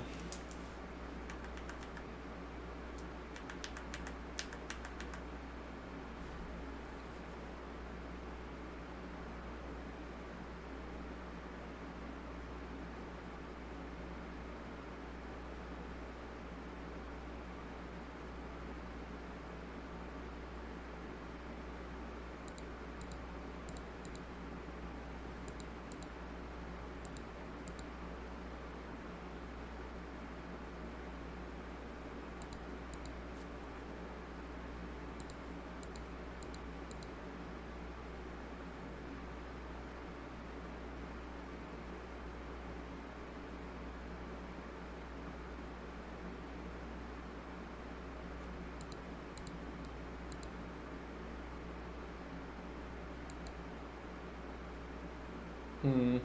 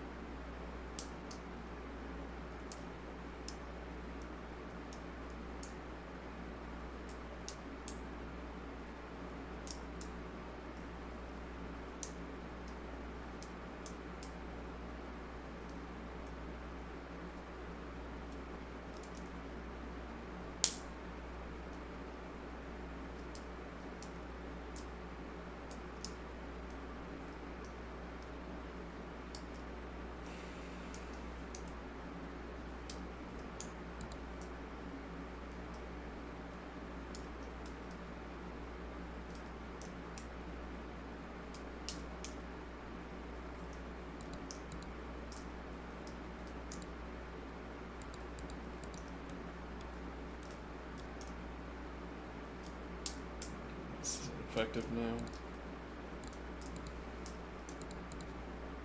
Presumably.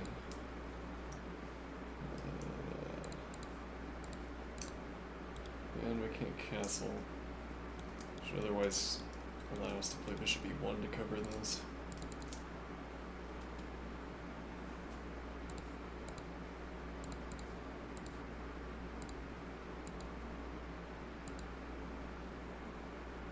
Hangs a pawn, probably.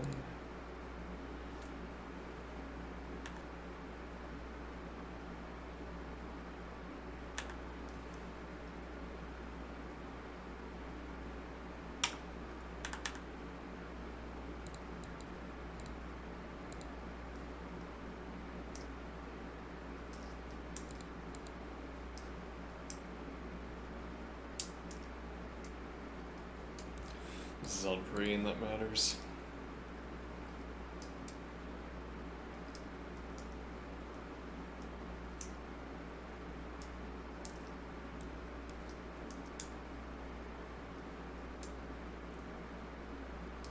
Probably that's persuasive.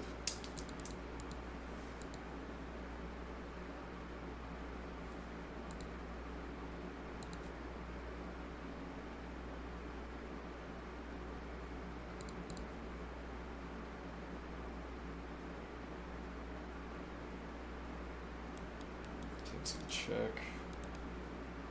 There is peace interposition.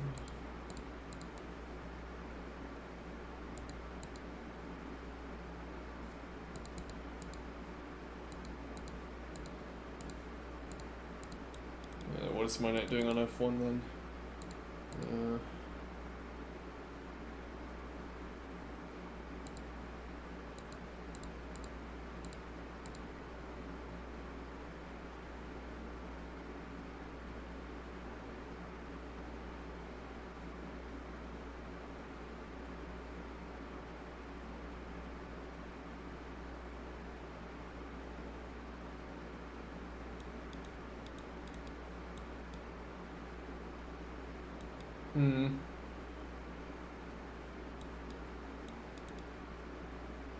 Shift over to the G advance.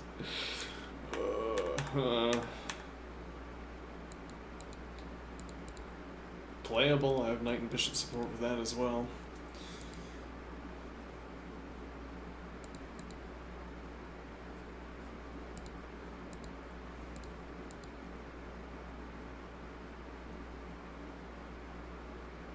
But what was the queen doing on c2?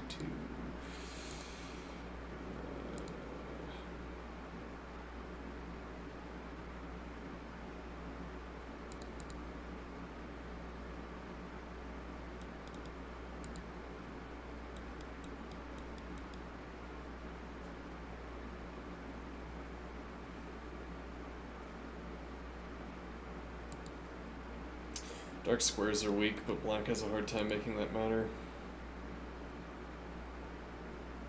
Difficult to defend, I mean, dark squared bishop only, effectively.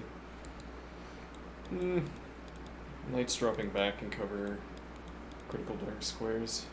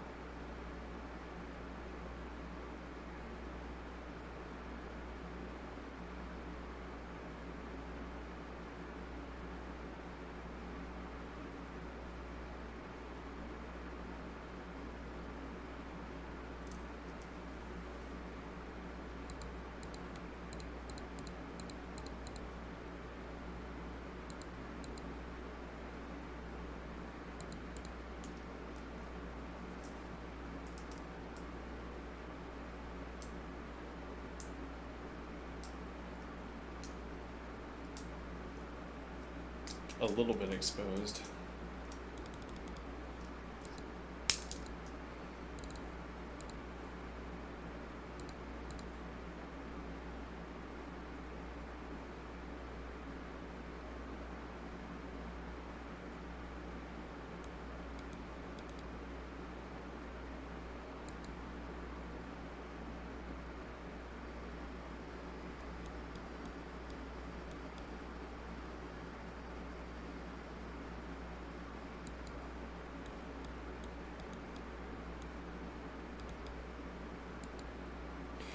Alright, what time is it?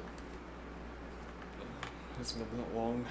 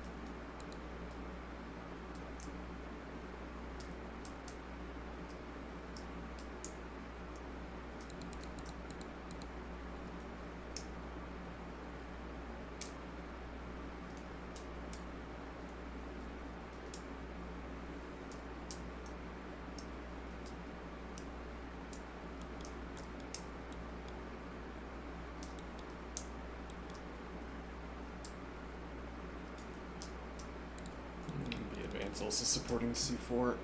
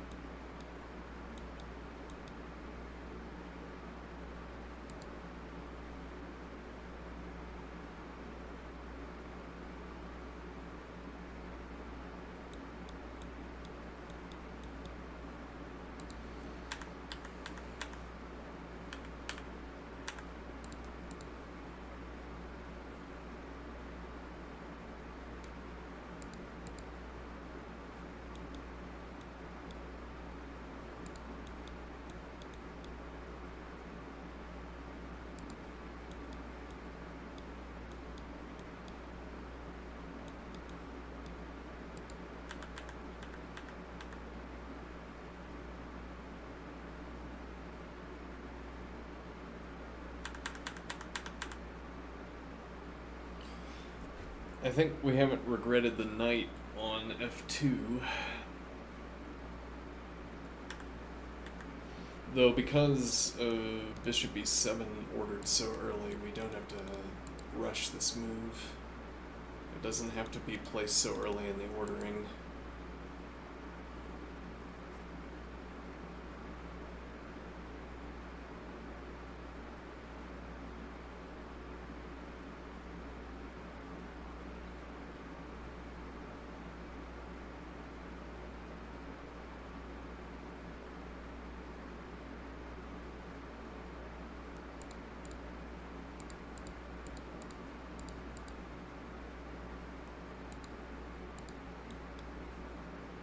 Mm-hmm.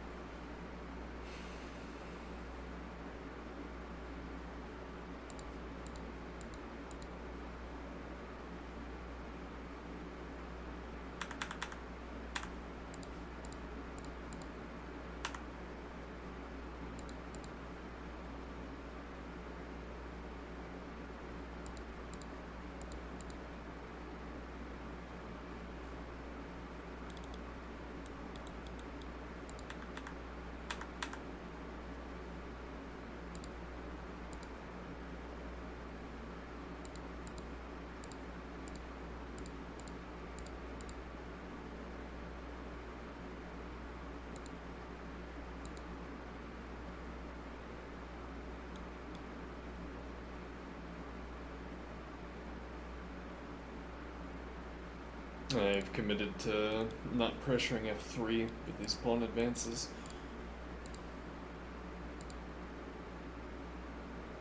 Don't need bishop e2, and knight doesn't have to stay on g1. Doesn't benefit from staying on g1.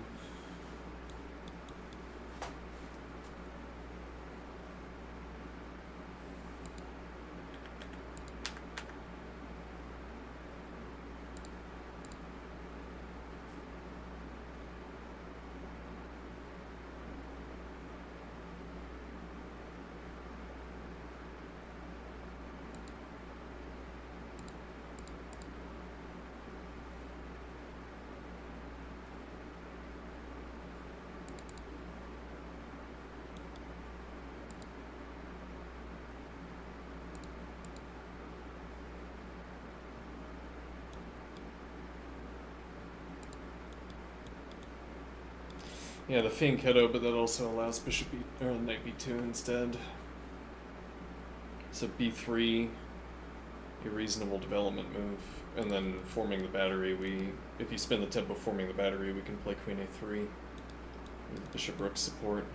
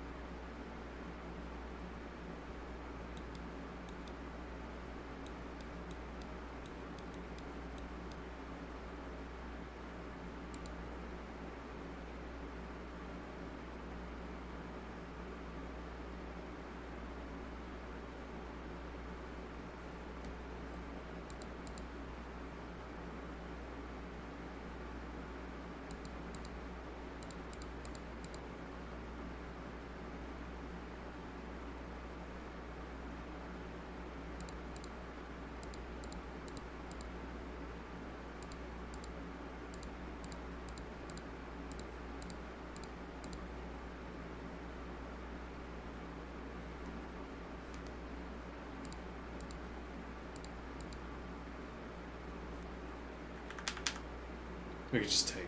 That doesn't work. We have a preponderance of fours.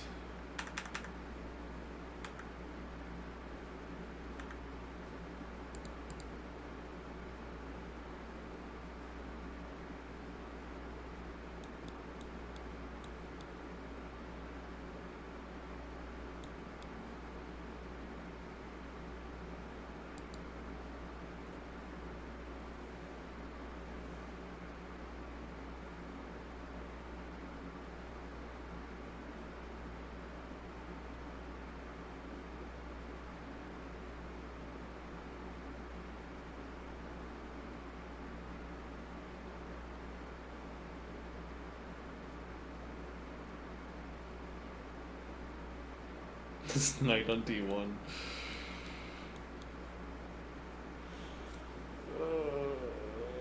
Look at that.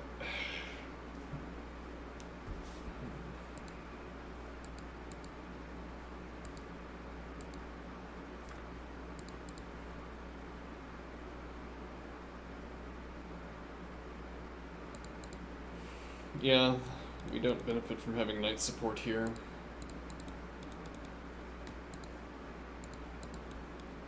Here, pressure against the advance, which we also don't need, though knight b2 and now knight e2, you can't play d3.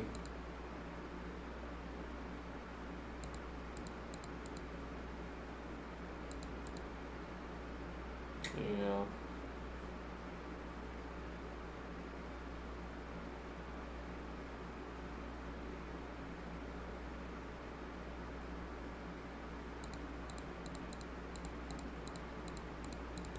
With tempo, rook d1.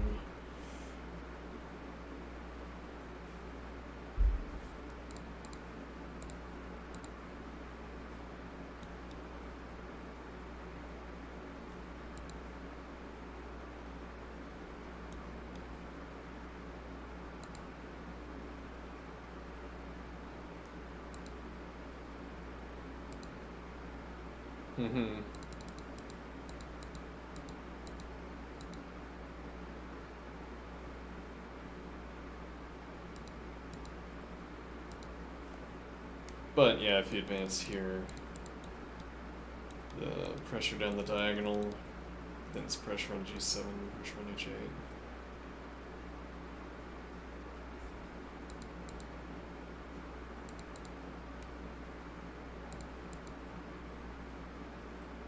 Now the point being the knight supports either d3 or c4.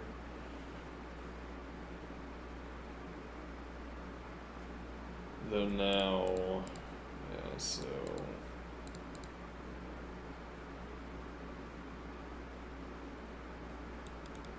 you have to play here to prevent knight b2, if you wanted to prevent knight b2 rather. At which point we could commit.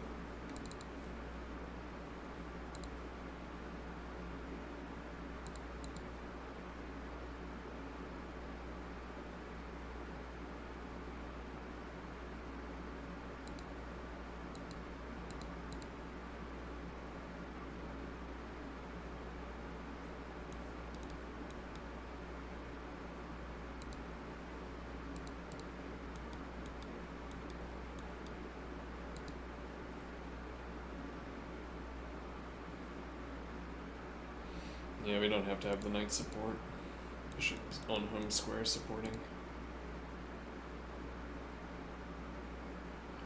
For that matter, tempo against the bishop. Covered by 2 knights.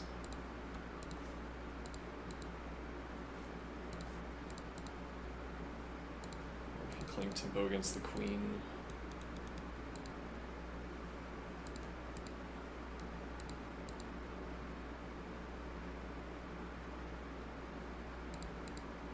Uh-oh.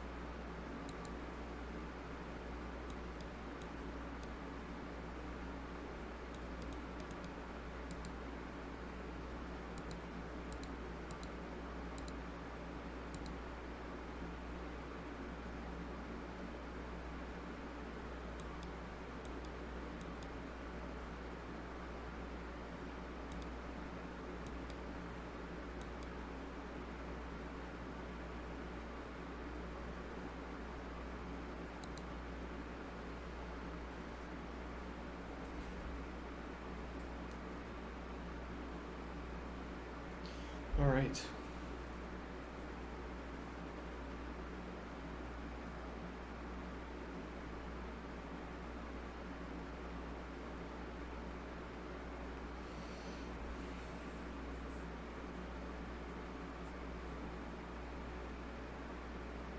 I don't really need to know whether these are winning. I need to know whether playing according to the geometric intuition I'm deploying continues to deliver me into positions where I can continue using that geometric intuition. The geometric intuition is about... I have a sense for when knights and bishops are happy. When knights and bishops are happy. And they have options that are good to take advantage of. And those are geometric intuitions in the sense that I look at the board, I don't perform symbolic analysis. I don't perform literal analysis, as it were. I see that knight moves are good, or that I'm wanting to make knight moves. If I continue to be able to make the moves I like looking at, then I guess, I don't know, it justifies itself, enables itself. Or at least we're not going to end up in branches where I can't keep doing what I'm already doing.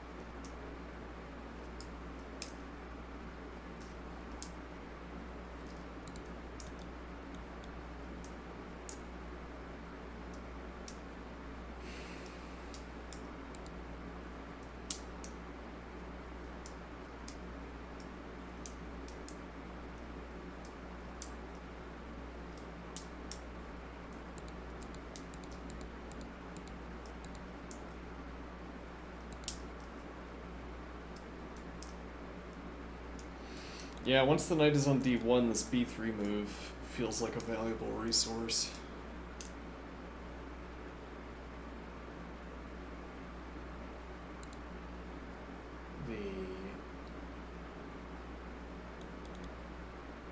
extensive bishop b2, but also knight b2. Both are good options against some, depending on what pawn advances black tries to get through.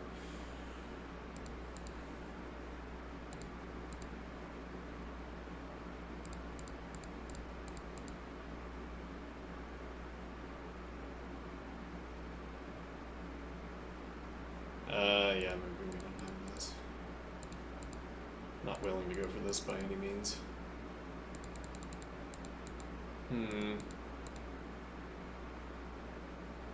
Yeah, then maybe we are.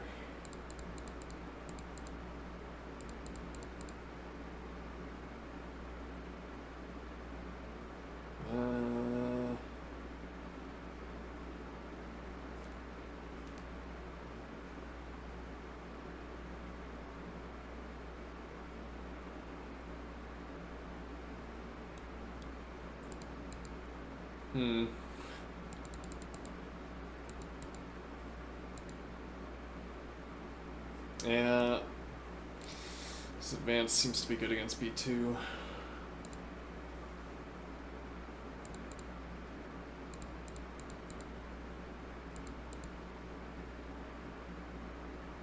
And we have to sit. No, actually this is more annoying.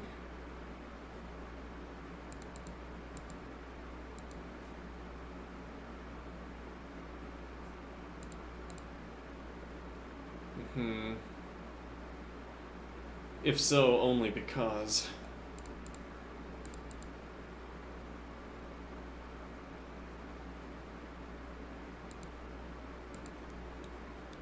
This with pressure. Let's see advance.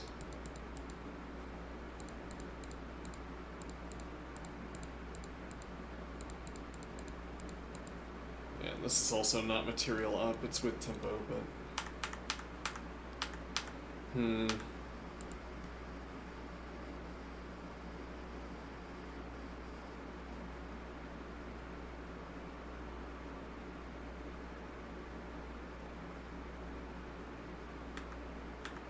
maybe we don't have b3. So we have to give it to knight h3 first, maybe, or knight e2.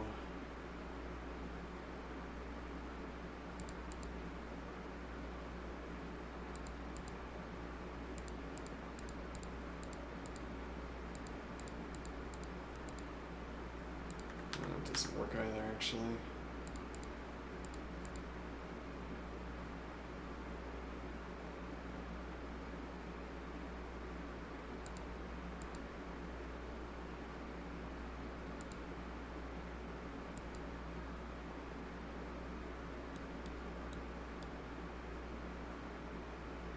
You've given up this pressure against the pawn. You can't stack it again. Well, Pite de Blay, let's see. Well, you've also now given up the file. Reestablish the pawn structure and go for rook c1. Yeah.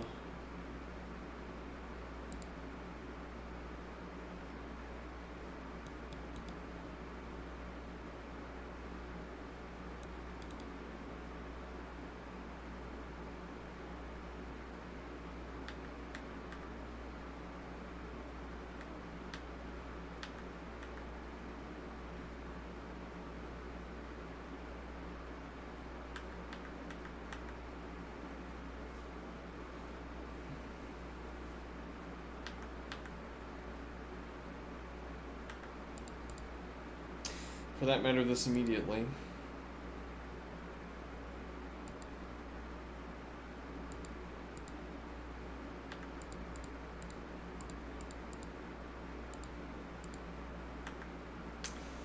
Yeah. It's even again. Trades are happening.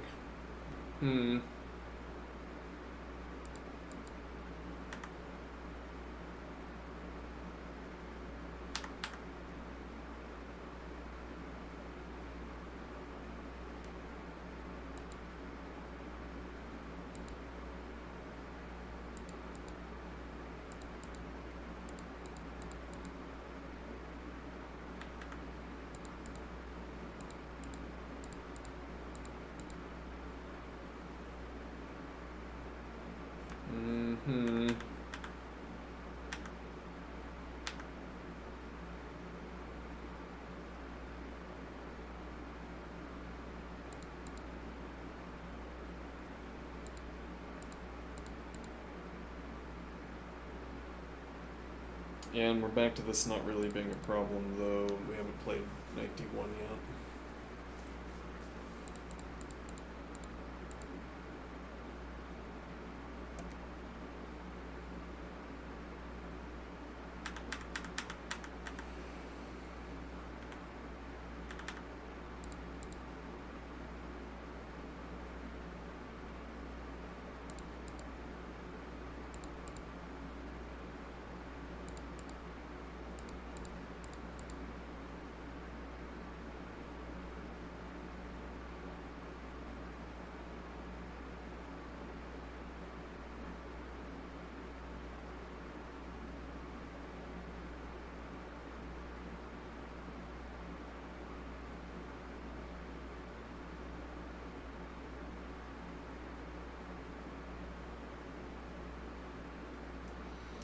Hmm.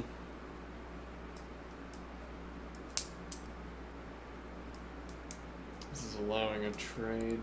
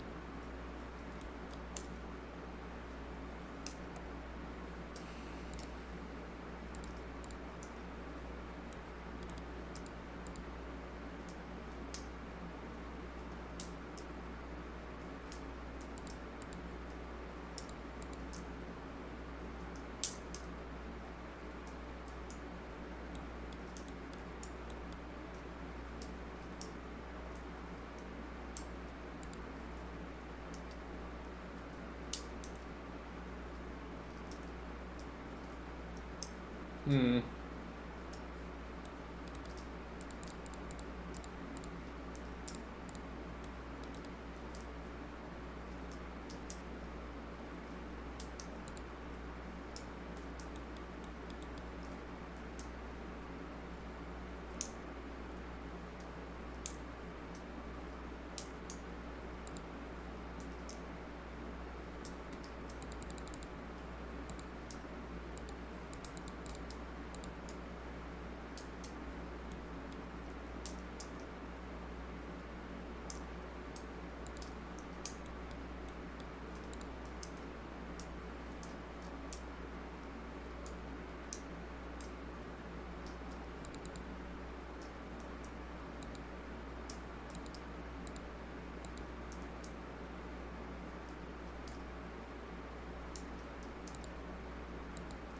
Yeah, well, we don't have the options so much to play d3 preemptively. Well, we could if we started here. And now the point is, if you try to play this pressure again, no, it's too slow.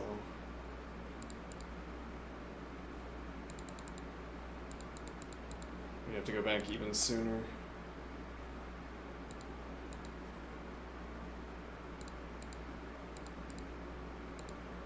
Yeah, though now the pawn isn't pinned, so if you advance takes, bishop takes is playable. And castling queenside, one way or the other.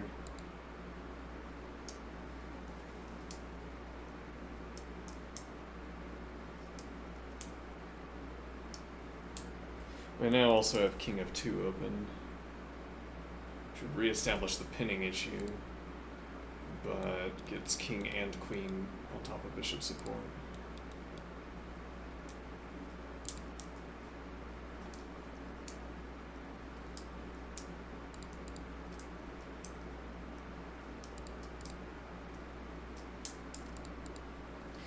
Yeah. And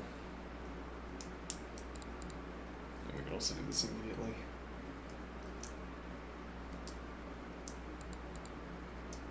Which was the point, indeed, of bishop d2. And then here, instead,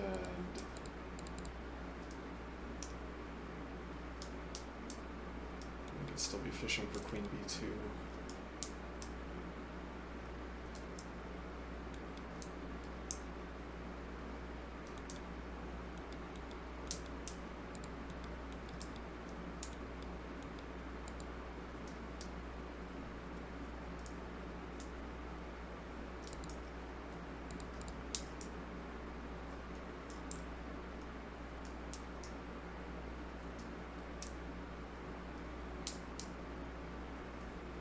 So we have a3 advance instead.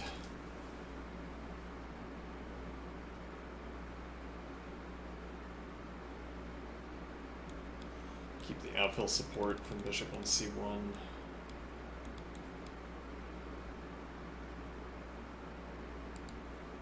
They could be wrapping around.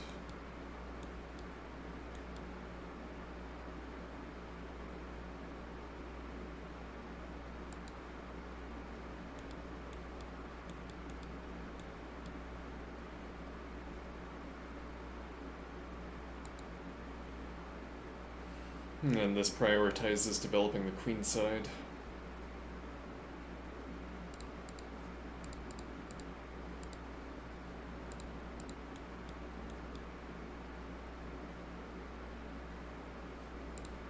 Still with the option of b4.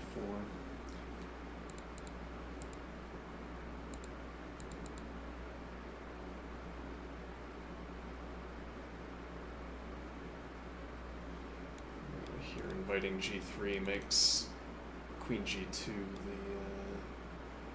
justifying move. Well, it could still be queen f2, but also opens up queen g2.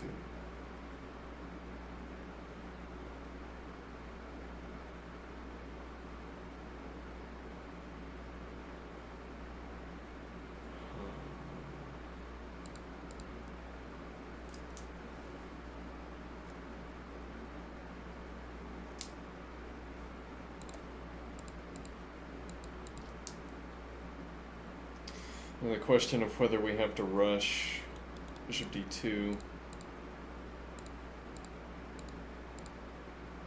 We haven't played queen f2, so once again this advance can be met with captures. Actually, pawn is pinned.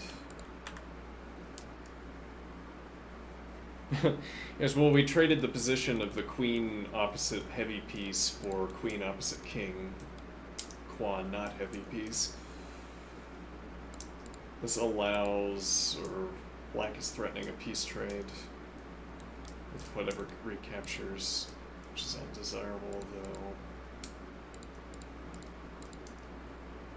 Yeah, you can't leverage this pin, and now bishop takes.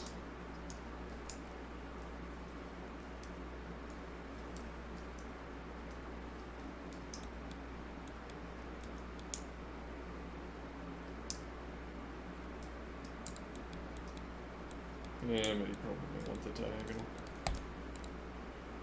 And then rook e1, now opposite the king, and targeting this e-pawn. Queen takes with tempo against e, but that would have to be inefficient, I assume. Launch h, tempo against queen, tempo against e, so you can play, yeah, that one way or the other.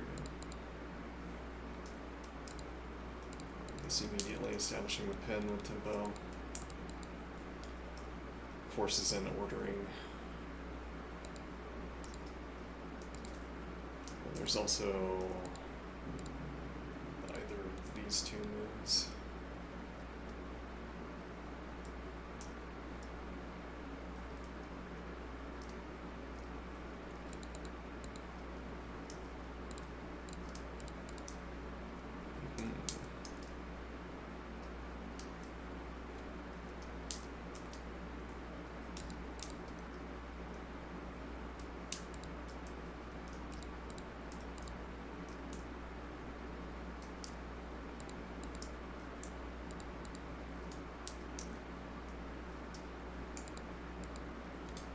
With check. Mm-hmm.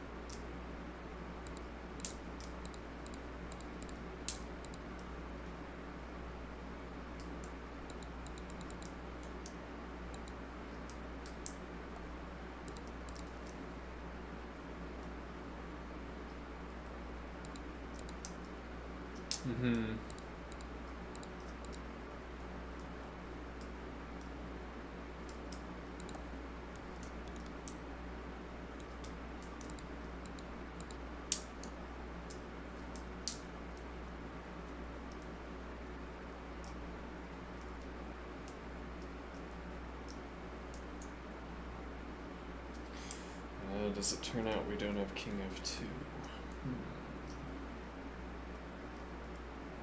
A shame if so.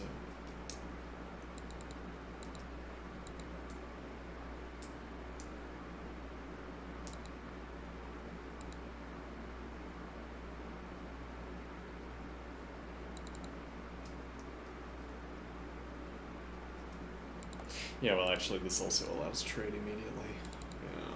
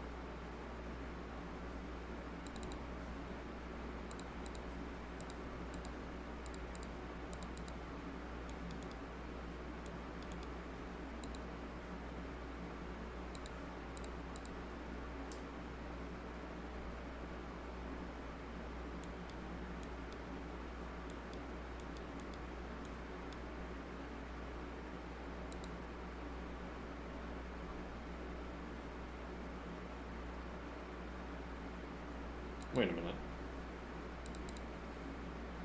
You can't play that because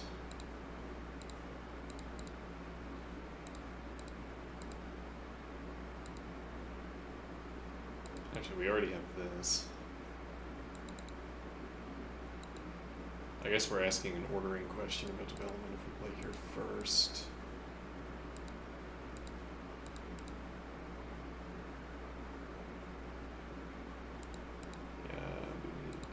Because we can still take, and now this pawn is pinned to the king.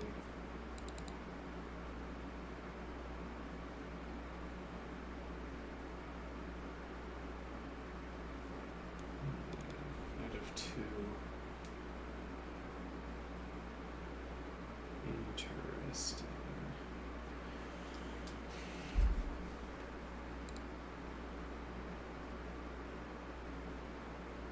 So we have plenty of time to play bishop to d2, supporting b4.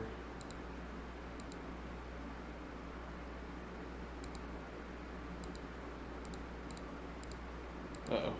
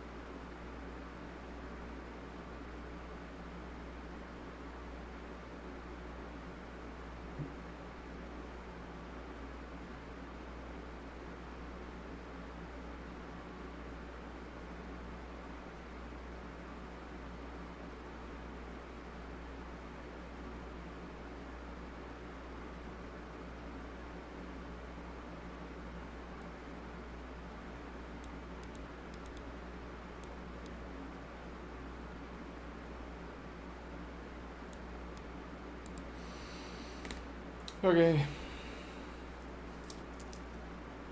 See you.